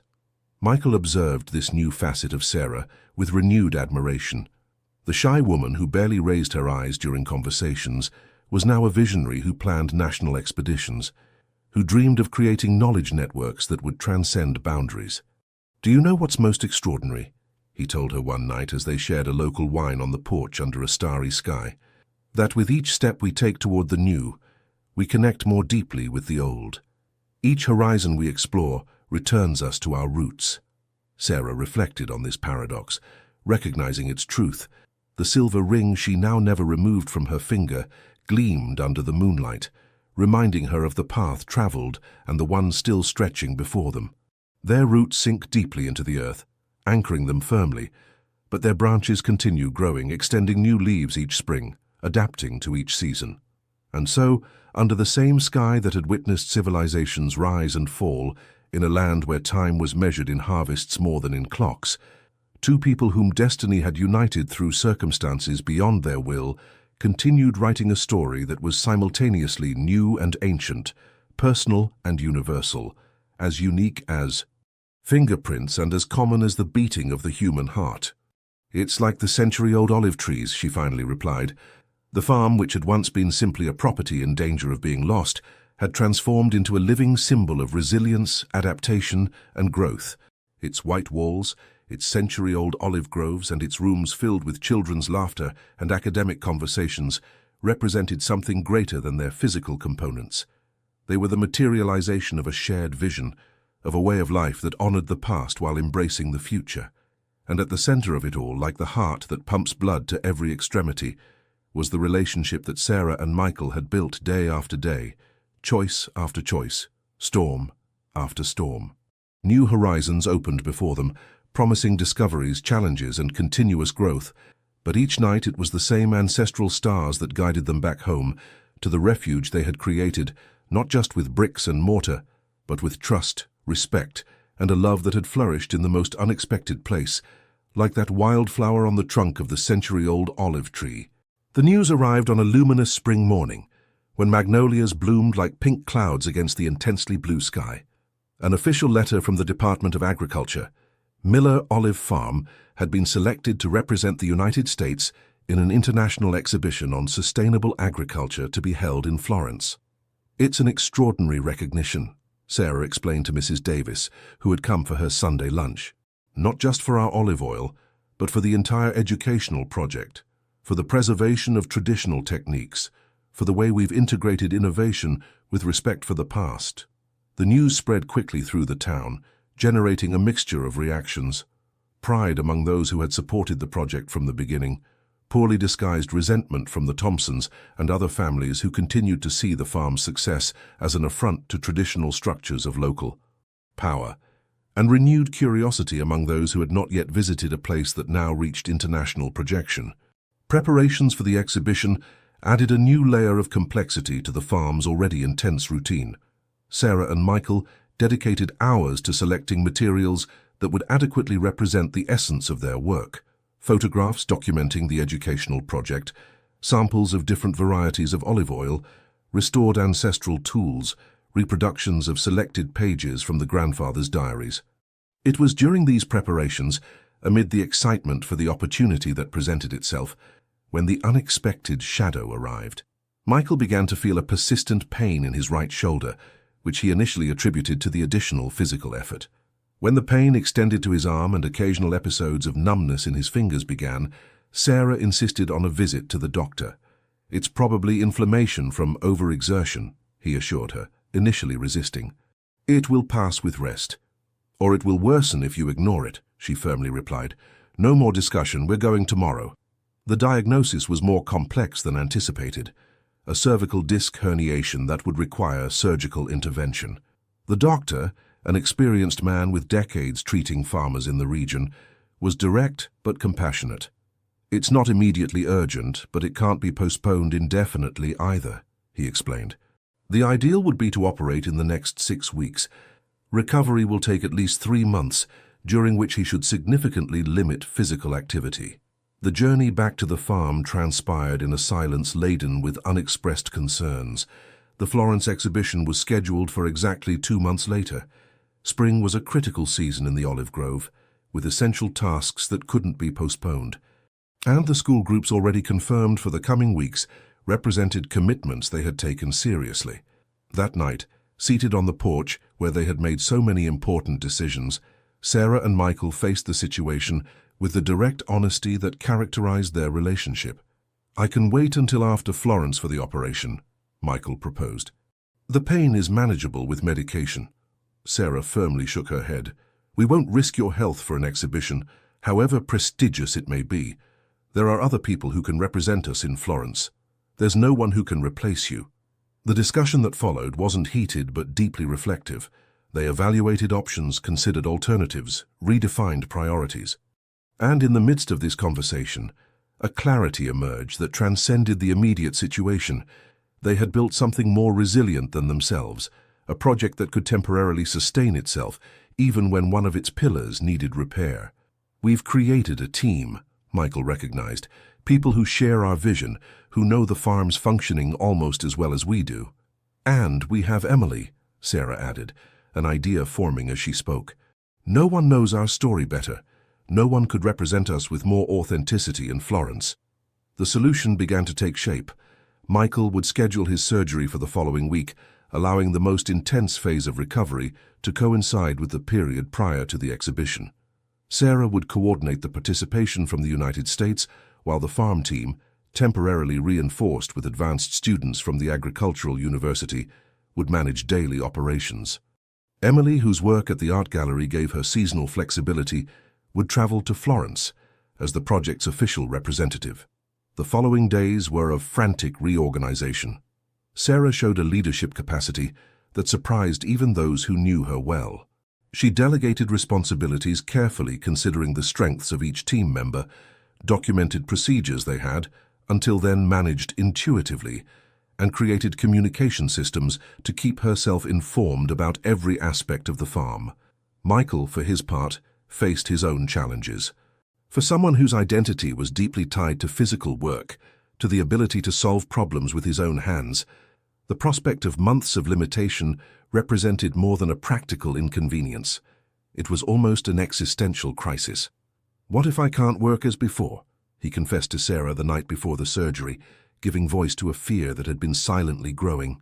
"What if this is permanent?" Sarah, seated beside his bed in the aseptic and anonymous hospital room, took his hand in hers. The hands of both, weathered by years of work on the land, told similar stories of effort, dedication, and deep connection with the natural world. "Then we'll adapt," she replied with a serenity that emanated not from naivety, but from confidence gained through overcome challenges. "As we've done before, as we always will." The operation was technically successful, but the recovery proved more difficult than anticipated. The post-operative pain was intense. The forced immobility felt claustrophobic for someone accustomed to active days under the open sky, and the medication caused unpleasant side effects that altered sleep and appetite. Sarah divided her time between coordinating the farm, preparations for Florence, and caring for Michael. The nights became particularly challenging. He, restless from physical discomfort and mental worry, she, exhausted but determined not to show signs of fatigue that might increase his anxiety. It was Mrs. Davis who, with the sharp intuition that comes with age, intervened before the situation became unsustainable. One afternoon she appeared at the farm with small suitcases and announced she would stay until things stabilized. "You can't care for everyone and everything without rest, dear," she told Sarah with loving firmness, "and he needs to learn to accept help from more people, not just from you." Mrs. Davis's presence brought with it a necessary balance. With her characteristic mixture of pragmatism and compassion, she created routines that allowed Sarah to maintain her responsibilities while ensuring Michael received adequate attention. More importantly, her intervention broke the potentially destructive cycle, where Sarah exhausted herself trying to be indispensable and Michael blamed himself for being a burden. Meanwhile, Emily arrived from Los Angeles, bringing with her the renewing energy that always characterized her. She spent entire days absorbing information about every aspect of the project she would represent in Florence, taking detailed notes as Sarah explained particularities of the premium olive oil, educational philosophy, and preserved agricultural techniques. One afternoon, as they sorted materials for the exhibition on the large dining room table, Emily observed Sarah with a mixture of admiration and concern. "You're handling all this with incredible strength," she commented. "But I also see how tired you are. Who takes care of the caretaker?" The question touched something deep in Sarah, something she had been deliberately ignoring. The tears she had contained for weeks finally found release. They weren't tears of despair, but of relief. For the first time since the diagnosis, she allowed herself to recognize the magnitude of the challenge they faced. "I'm afraid," she confessed between sobs. "Not of the work or the responsibilities, but of not being strong enough for him when he needs me." Emily embraced her in silence, offering the simple consolation of presence. When Sarah finally calmed down, Her friend spoke with the clarity that had always characterized their friendship. "The extraordinary thing about what you and Michael have built isn't that it's perfect or indestructible," she said. "It's that you've created something flexible enough to bend without breaking when storms arrive." In the days that followed, Sarah found a more sustainable balance. She learned to accept help without feeling she was failing. She discovered that sharing vulnerabilities, far from diminishing her leadership capacity, made her more accessible and effective, and she recognized that taking care of herself wasn't an optional luxury, but a fundamental necessity. Michael, for his part, experienced his own transformation. The forced immobility obliged him to develop aspects of himself that had remained secondary: his analytical capacity, his ability to teach and guide verbally, his patience to observe processes that before he would have physically intervened to accelerate. One morning, seated in the wheelchair he temporarily used to move around the farm, he observed from the porch's shade how a group of university students worked in the experimental nursery under Sarah's guidance. From this different perspective, something crystallized in his mind. What they had built together transcended the physical, the tangible, the immediate. It was a legacy that would continue evolving and growing even when they were no longer physically present to guide it. That night, he shared this revelation with Sarah as they dined on the porch under a starry sky. "I think I finally understand something fundamental," he said, his calm voice mingling with the nocturnal song of crickets. "What really matters isn't what we do with our hands, but what we plant in the minds and hearts of those around us." Sarah smiled, recognizing in his words an echo of her own recent reflections. "Like the century-old olive trees," she replied. "Their value isn't just in the olives they produce now, but in the future generations of trees that will grow from their seeds." Emily departed for Florence loaded not only with olive oil samples and educational materials, but also with personal stories that would bring the technical presentation to life. The exhibition resulted in a success that exceeded expectations. Miller Olive Farm received international recognition for its holistic approach that balanced tradition, innovation, and social responsibility. But the true triumph occurred silently on the farm itself. Day by day, Michael regained mobility and strength, though strictly following the limits imposed by doctors and physical therapists. Sarah found a new rhythm that allowed her to fulfill responsibilities without sacrificing her well-being, and together they rediscovered a fundamental truth: that shadows, however dark they seem, only exist where there is light. The experience had added a new dimension to their relationship. What began as a marriage of convenience evolved into a partnership by choice, and now deepened into a conscious interdependence where vulnerability wasn't weakness, but the ultimate proof of trust and connection. When Emily returned from Florence, she found a farm transformed not in its physical appearance, but in its atmosphere. There was a new serenity, a sense of renewed purpose that transcended external achievements or recognitions.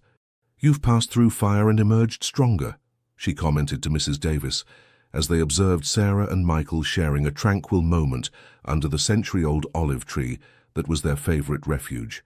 The older woman nodded, her eyes shining with wisdom accumulated over decades. "That's how true love is forged, my dear. Not in days of sunshine, but in nights of storm. Not in moments of strength, but in those of shared fragility." And as the sun began to set over the olive groves that had witnessed so many lives, so many stories, so many beginnings and endings, Sarah and Michael remained seated in complicit silence, their intertwined hands communicating what words couldn't fully express: gratitude for the shared path, acceptance of shadows as an inevitable part of the landscape, and a deep certainty that the best was yet to come. Autumn arrived with its characteristic palette of golds and coppers, transforming the landscape into a vibrant canvas where the green olive trees stood out like eternal guardians against an intensely blue sky. Michael's recovery progressed with the same patient constancy that characterized the farm's natural cycles: gradual, sustained, respecting the necessary time for each stage. The doctors had been impressed with his progress. The physical therapist, a jovial woman who visited the farm 3 times a week, attributed the exceptional recovery not only to the rigorous discipline with which Michael followed the prescribed exercises, but also to the environment. "There's something healing about this place," she commented one afternoon, while observing her patient perform a series of movements that weeks before had been impossible. As if the air itself contained medicine.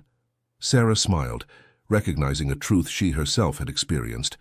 The farm had been healing for both of them, each in their own way. For her, a space to find her voice after years of self-imposed silence. For him, an anchor that gave purpose and direction after decades of feeling adrift. The Florence exhibition had brought with it new opportunities they now had to carefully evaluate. International distributors showed interest in the premium olive oil. Educational institutions from various countries requested collaboration to replicate aspects of the pedagogical project. Publishers proposed books that would document the farm's experience as a model of sustainable agriculture and cultural preservation. "We can't embrace everything," Sarah acknowledged during a meeting of the expanded team that now collaborated in the farm's management. "We need to choose what will truly resonate with our central vision." This capacity to say no represented a significant evolution. Time ago, the need for economic survival would have made it tempting to accept any opportunity. Now, the hard-won stability allowed them to be selective, prioritizing quality over quantity, deep impact over superficial expansion. One afternoon, while Michael performed his rehabilitation exercises on the porch and Sarah sorted recent correspondence, an unexpected visitor arrived. The vehicle that stopped in front of the farm wasn't one of the usual ones, and the woman who descended from it, elegantly dressed with sophisticated simplicity, turned out to be a greater surprise. Jessica Winters, Michael's former girlfriend, whose appearance at the county fair years ago had provoked so many insecurities in Sarah. "I hope I'm not inopportune," said Jessica, as Sarah received her in the inner courtyard, where climbing vines created cascades of color on white walls. "I'm in the region for work, and felt I should stop by to say hello, after everything I've heard about the transformation of this place." There was a sincerity in her voice that would disarm even the most skeptical. Sarah, who years ago would have interpreted this visit as a threat, now received her with the quiet confidence of someone secure in her place in the world. Michael, upon seeing his former partner, showed initial surprise, quickly followed by a genuine but measured cordiality. There was no romantic tension in the reunion, but the mutual recognition between people who had shared a significant but definitely closed chapter of their lives. The conversation during the coffee that followed revealed that Jessica now directed a foundation dedicated to preserving traditional crafts in danger of extinction. Her work had taken her throughout the United States, documenting artisanal techniques, from Appalachian woodworking to Native American weaving. "What you're doing here with traditional agriculture is exactly the type of initiative our foundation seeks to support," she explained. "You're not just preserving techniques, but keeping them alive by adapting them to the present." The proposal that followed was as unexpected as the visit itself. The foundation offered funding to expand the farm's traditional agriculture museum, formally document the techniques preserved in the grandfather's diaries, and create an apprentice program that would allow local youth to acquire knowledge that conventional schools no longer transmitted. Sarah and Michael exchanged a complicit look, the type of silent communication they had perfected over the years. The offer was tempting, not just for the resources it would provide, but because it perfectly aligned with aspects of their vision they had had to postpone due to practical limitations. "It's a generous proposal," Sarah finally responded, "but we would need to discuss the details, ensure we maintain autonomy in implementation." "Of course," Jessica nodded. "We don't seek to impose an external vision, but to support what you've already demonstrated works." When Jessica departed, promising to send formal documentation about the proposal, Sarah and Michael remained in contemplative silence. There was a poetic symmetry in the situation. The woman who had once represented uncertainty for their nascent relationship now appeared as a potential catalyst for a new phase of growth. "Life has a peculiar sense of humor," Michael finally commented, his voice mingling with the whisper of the breeze through the leaves of the apple tree in the courtyard. "And an impeccable sense of timing," Sarah added, recognizing that this proposal arrived precisely when they were re-evaluating priorities after the transformative experience of recent months. The decision to collaborate with Jessica's foundation wasn't made precipitously. They consulted with the farm's expanded team, sought legal advice to adequately protect their autonomy, and finally accepted a modified version of the original proposal that guaranteed local control over all aspects of the program. This new initiative coincided with another significant development. After many reflective conversations, Sarah and Michael had decided to take the step toward parenthood. It wasn't an impulsive decision, but the ripe fruit of a process of individual and shared growth that had brought them to a point where they felt prepared to expand the circle of love they had created. The news of the pregnancy was received with overflowing joy by Mrs. Davis, who, after the initial expression of happiness, adopted a practical mode that made Sarah smile. "We'll have to adapt the house," she declared, mentally reviewing each space of the farm. "And reorganize responsibilities so you can rest adequately. The first trimester is fundamental." Emily, informed by video call from Los Angeles, screamed so loudly they had to move the phone away. Her enthusiasm was contagious even across technological distance. "I'll be the most incredible aunt any child has ever had," she promised, already making plans for frequent visits and creative gifts. The following months passed in a careful balance between preparation and continuity. Sarah's belly grew gradually, changing her physical center of gravity, while a parallel transformation occurred in her perception of time and purpose. Michael, now almost completely recovered, assumed additional responsibilities to protect her from excessive efforts, though Sarah insisted on remaining active within the limits recommended by doctors. The apprentice program financed by Jessica's foundation began to take shape. Young people from the town and neighboring villages, many descendants of farming families who had abandoned traditional practices in favor of industrialized methods, came to the farm for weekly sessions where Michael, now in a primarily educational role, transmitted knowledge preserved in the grandfather's diaries and enriched with his own experience. Sarah, meanwhile, concentrated on formally documenting these techniques, creating a multimedia archive that combined text, photographs, videos, and audio recordings. This project, which at other times would have been secondary, now acquired a special urgency. She was preserving not just for the farm's expanded community, but for the son or daughter growing inside her. One particularly luminous early winter afternoon, while supervising the installation of new display cases in the expanded museum, Sarah felt the baby's first movements. The sensation, like soft fluttering inside her, stopped her mid-sentence. Her hand flew instinctively to her rounded belly as a smile of wonder transformed her face. "Are you all right?" asked the young artisan installing the display cases, noticing her sudden stillness. "Better than all right," Sarah replied, her voice mixing emotion and reverence. "I just felt my baby moving for the first time." That night, in the intimacy of their bedroom, she guided Michael's hand so he could share the experience. The moment when he perceived that faint movement was etched in both their memories. The expression of absolute wonder on his face, weathered by sun and years, the unexpected tear that slid down his cheek without him trying to hide it, the silence laden with meaning that no words could have improved. As the pregnancy advanced, Sarah observed subtle changes in Michael. The man who had entered that arranged marriage seeking primarily companionship to mitigate his loneliness now radiated an almost palpable anticipation before imminent fatherhood. He spent hours adapting a room near theirs for the baby, personally restoring a cradle that had belonged to his own family for generations, consulting books on child development with the same seriousness he dedicated to agricultural treatises. "So I never thought I would have this opportunity," he confessed one night, as they worked together organizing tiny clothes in the newly painted closet. "At my age, I believed certain paths were definitely closed." Sarah took his hand, recognizing in his words an echo of her own feelings. Both had arrived at this point by unexpected routes, defying conventional expectations and chronologies. "Perhaps some things can only flourish when the ground is truly prepared," she replied, her voice soft in the room illuminated by the golden light of old lamps.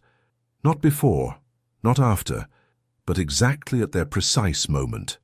The climax came on a spring night, when the fields were covered with wildflowers, and the air carried aromas of moist earth and renewed vegetation. The contractions began gradually while Sarah was reviewing correspondence in the office that had once belonged to her grandfather. At first, she ignored them, attributing them to the false alarms she had experienced in previous days. But when they established a recognizable pattern, She calmly called Michael, who was coordinating a group of apprentices in the northern sector of the olive grove. The hours that followed passed with the focused intensity that only truly transcendental moments can generate.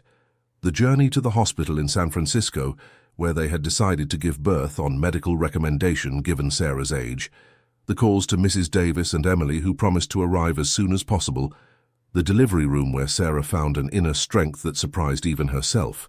Michael remained by her side at every moment, his presence simultaneously strong and vulnerable, as he witnessed the miracle and titanic effort of birth. When finally the girl, for it was a girl, arrived in the world with a vigorous cry that filled the room, both experienced a realization that transcended words. This was the most valuable fruit their union could ever produce. They named her Hope Elizabeth Davis, honoring both the emotion she represented and the woman who had been mentor and second mother to Sarah.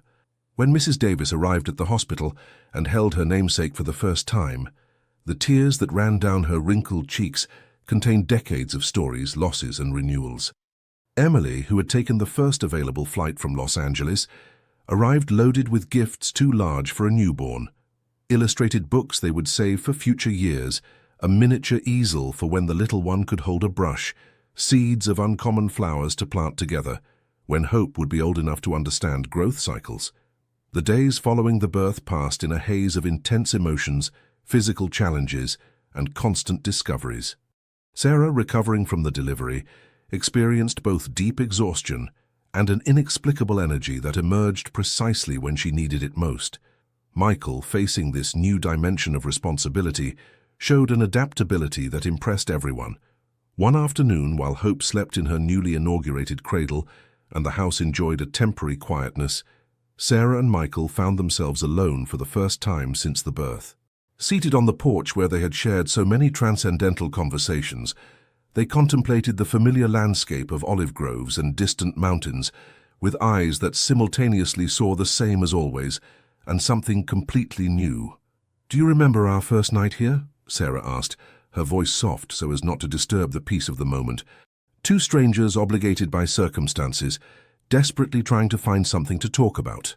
Michael smiled, the memory vivid in his mind, despite the time elapsed. "I was terrified," he confessed, "but I also felt something inexplicable, as if some part of me recognized that that uncomfortable moment was the beginning of something extraordinary." Sarah nodded, recognizing a similar truth in her own experience. She extended her hand to intertwine it with his, a gesture that now felt as natural as breathing, but that once had required conscious courage. "The path from then to here," she reflected, letting her gaze traverse the fields they had transformed together. "With all its obstacles, all its surprises, all its lessons, I wouldn't change a single step." Michael gently squeezed her hand, his response communicating total agreement without need for additional words. The sun began to descend toward the horizon, bathing everything in a golden light that seemed to bless every corner of the farm and its surroundings. And in that moment of perfect stillness, while Hope slept under the same roof that had witnessed generations of joys and sorrows, Sarah and Michael felt a deep certainty. What they had built together, their home, their project, their family, their love, was exactly what both had been searching for all their lives, even when they didn't have words to name it. The fruit of their unexpected union had completely ripened, revealing a sweetness that only time, patience, and constant care could produce. Dawn painted the sky with pink and golden tones when Sarah awoke. For a moment she remained motionless, listening to the familiar sounds of the farm coming to life, the rooster's distant crowing, the whisper of wind through olive trees, Michael's soft steps in the kitchen, preparing the first breakfast of the day, as he did every morning.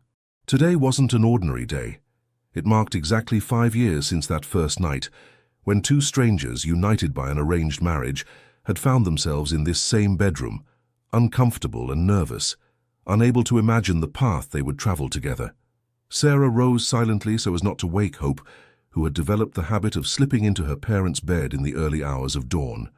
The 3-year-old girl slept peacefully, her dark curls spread across the pillow, her breathing deep and regular, her small fingers clutching the worn, stuffed rabbit Emily had given her at birth. From the window, Sarah contemplated the farm stretching before her eyes. The verdant olive groves gleaming with morning dew, the restored buildings with their white walls shining under the nascent light, the new constructions that had expanded the educational project, the small museum that now attracted visitors from across the United States. All of it formed an image of harmony and purpose that dramatically contrasted with the place on the verge of collapse she had found years ago. Michael appeared in the doorway with 2 steaming cups of coffee. His face, marked by lines that spoke of years under the California sun, lit up with that smile that still accelerated Sarah's heart. "Happy anniversary," he said softly, handing her one of the cups. 5 years. 5 lives, she replied, accepting both the coffee and the gentle kiss that accompanied it. "Sometimes I feel we've lived several complete existences in this time." They sat on the small terrace adjacent to their bedroom, an intimate space they had created for moments like this. The silence between them was comfortable, the kind only built by years of honest communication and continuous presence. The day would unfold with the simple celebration they had planned, a special lunch with Mrs. Davis, Emily, and David, who had arrived from Los Angeles the night before, and the closest members of the expanded team that now operated the farm. They didn't want grand events or public recognitions, just the warmth of sharing with those who had been an integral part of their journey. As they finished their coffee in contemplative silence, they heard the unmistakable little steps of Hope approaching. The girl appeared in the doorway, rubbing her sleepy eyes, the stuffed rabbit dragged by one ear. "Is today the party?" she asked with a voice slightly hoarse from sleep. Sarah opened her arms, and the little one nestled in her lap, that warm and confident presence that represented everything good they had created together. "Yes, dear," she replied, kissing the top of her head where curls formed untamable swirls. "Today we celebrate when Daddy and Mommy began their story together." "The story of the prince and princess of the olive grove?" asked Hope, using the name she herself had given to the bedtime story they told her, a very simplified and child-appropriate version of their own history. Michael laughed softly, exchanging a complicit look with Sarah over their daughter's head. "Something like that," he replied. "Though neither of us was really a prince or princess." "Mommy was a princess," Hope insisted with the determination characteristic of her age, the princess of the olive grove who cared for magic plants. Sarah embraced her daughter, moved by this childish interpretation that, in a way, captured an emotional truth. She had indeed been someone with special gifts for making life flourish around her, though back then she didn't recognize that power as the strength it truly was. The morning passed in preparations for the celebration. Emily and David decorated the inner courtyard with garlands of wildflowers and artisan lanterns. Mrs. Davis, firm in her insistence on personally taking charge of the main menu, directed activities in the kitchen with the loving authority that characterized her. Michael and several apprentices prepared the long tables under the arbor covered with climbing vines, where lunch would be served if the spring weather remained favorable. Sarah, while supervising these preparations, found herself experiencing a peculiar sensation of déjà vu. It wasn't that this specific scene had repeated itself before, but that it contained echoes of so many significant moments lived in that same space. The night they decided to reject the investor's offer, the celebrations after the success of the first commercial production of olive oil, the welcomes to the first school groups, the improvised party when Emily announced her move to Los Angeles, the silent vigil during Michael's recovery, the presentation of hope to the community. This courtyard had witnessed profound transformations, not just of the farm as a physical entity, but of the people who inhabited it. The white walls, the terracotta floors worn by generations of footsteps, the pots of geraniums that renewed their flowering each spring, all seemed to contain memories of the moments that had shaped this unexpected but deeply satisfying present. At noon, when guests began to gather, Sarah briefly retired to the room that had once been her grandfather's office and now functioned as the project's archive. She needed a moment of quietude to process the intensity of the emotions that overwhelmed her. Seated in the worn leather armchair, where her grandfather had spent so many hours writing his agricultural diaries, Sarah reflected on the complete circles that life sometimes draws when we least expect them. She, who had entered that arranged marriage with fearful resignation, now headed an internationally recognized educational project. Michael, who had sought companionship to mitigate his loneliness, had found renewed purpose as a mentor and father figure. Both, who had begun as strangers obligated by external circumstances, had built an association so deep that sometimes they seemed to function as a single organism with two complementary expressions. A soft knock on the door interrupted her reflections. It was Lily, the shy girl from the first school group, now a self-confident teenager who actively participated in the apprentice program. "Everyone's waiting, Mrs. Davis," she announced with a smile. "Father Robert says he can't contain Mrs. Davis much longer before she starts serving." Sarah smiled, perfectly imagining the scene. Father Robert, as he was affectionately called at 85 years old, continued to be a regular presence at the farm, officiating as moral guardian and storyteller for the new generations. "Tell them I'm coming right away," she replied, rising from the armchair. "I just needed a moment." Lily nodded with an understanding that transcended her age. "Sometimes you need to take a deep breath before important things," she said, repeating a phrase that Sarah herself had taught her years ago, when planting seeds in a small garden bed represented an overwhelming challenge for a pathologically shy girl. When Sarah returned to the courtyard, she found it transformed into a scene of intimate but vibrant celebration. About 30 people occupied the tables arranged in a U-shape. Farm workers and their families, apprentices from the educational program, neighbors who had supported the project since its beginnings, close friends who had shared both moments of crisis and triumph. Michael awaited her in the center of the courtyard, Hope seated on his shoulders, both smiling upon seeing her appear. By his side, Mrs. Davis radiated with the characteristic pride of someone seeing their deepest hopes materialize. Emily and David, now officially engaged as they had announced the night before, shared that special luminosity of those beginning their own path, inspired by the witnessed example. As Sarah joined this chosen family, this circle of shared affection and purpose they had patiently created over the years, she felt a crystalline certainty. This was home, in the deepest sense of the word. Not simply a physical space, but an interweaving of relationships, stories, values, and visions that created roots as deep as those of the century-old olive trees surrounding the farm. Lunch proceeded with the characteristic warmth of gatherings, where each person present has a significant and recognized place. The traditional dishes prepared by Mrs. Davis, fresh tomato soup, roast lamb with herbs from the garden, homemade bread baked in the restored wood-fired oven, passed from hand to hand, while conversations flowed naturally between practical topics, shared memories, and future plans.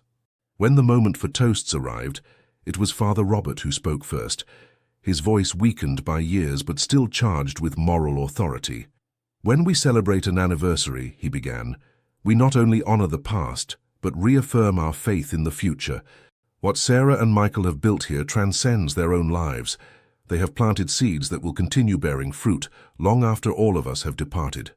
Emily followed with words that mixed humor and deep emotion.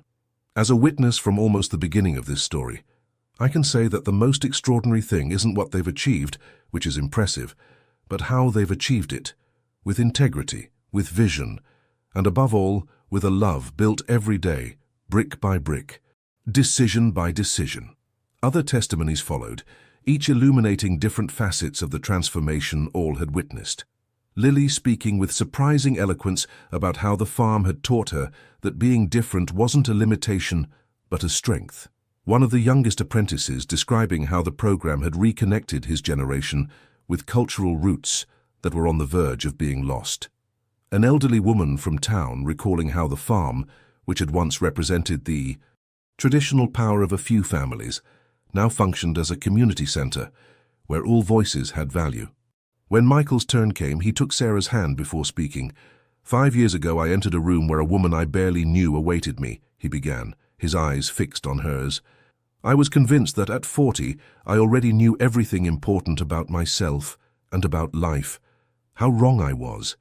Soft laughter traversed the audience, as Sarah felt heat rise to her cheeks. "Sarah taught me," Michael continued, "that it's never too late to reinvent oneself, that the most improbable beginnings can lead to the most perfect destinations. That true love isn't a lightning bolt that strikes you, but a seed you plant with care, water with patience, and protect with determination until it blossoms into something stronger and more beautiful than you could ever have imagined." When it was Sarah's turn, the words she had carefully thought seemed inadequate before the moment's emotionality. In their place, she opted for the honest simplicity she had come to value above eloquence. "I entered this marriage seeking to save a property," she said, "and in the process, I found my voice, my purpose, and a love that taught me that true strength lies in shared vulnerability. Thank you to everyone who has been part of this journey, but especially to you, Michael, for seeing in me what I myself couldn't see then." The celebration continued well into the afternoon, with traditional music played by local musicians, stories shared around the tables as the sun began its descent toward the horizon, and Hope's crystalline laughter as perfect counterpoint to more solemn conversations. When guests began to say goodbye, Sarah and Michael found a moment to discreetly escape. With Hope secure under the watchful care of Mrs. Davis and Emily, they walked together to the oldest olive grove on the farm, where the century-old tree that had witnessed generations extended its twisted branches like welcoming arms. Beneath those branches, 5 years ago, they had shared a crucial conversation that marked their transition from a marriage of convenience to a consciously chosen union. The silver ring Sarah never removed, and the old key Michael always carried with him, symbolized that moment of mutual recognition and renewed commitment. The setting sun bathed the landscape in golden and copper tones, creating an almost magical atmosphere as they stopped under the ancestral tree. Without need for words, they embraced, their bodies finding the familiar spaces created by years of physical and emotional proximity. "If you could go back," Michael asked, repeating a question Sarah had asked him years ago during the first months of their marriage, "would you choose this path again? With me?" Sarah raised her eyes to him, to this man who had entered her life through imposed circumstances, but who was now as integral a part of her identity as her own heart. "I wouldn't change a single step of the path," she replied with absolute certainty, "because each obstacle, each crisis, each moment of doubt brought us exactly here, and here is where we were always meant to be." And as the sun disappeared behind distant mountains, painting the sky with stripes of purple and orange, Sarah and Michael remained embraced under the century-old olive tree, their silhouettes merged into one against the flaming horizon. The circle was complete. What had begun as an agreement between families, a practical transaction to save ancestral lands, had transformed into a bond that transcended contracts and conveniences, a love built patiently on foundations of mutual respect, shared purpose, and daily conscious choice. In the farm, lights began to turn on as darkness gradually settled. Hope ran through the courtyard, chasing fireflies with Emily, their laughter mingling with the nocturnal song of crickets. Mrs. Davis supervised the final cleanup with the loving efficiency that characterized her. The last guest said goodbye, promising to return soon, and under the first stars of the night, Sarah and Michael undertook the journey back to the home they had built, not just with bricks and mortar, but with shared dreams, tireless work, and a love that had flourished in the most unexpected place, like that wildflower they once found growing directly from the trunk of a century-old olive tree, improbable, tenacious, and perfectly exactly where it was meant to be.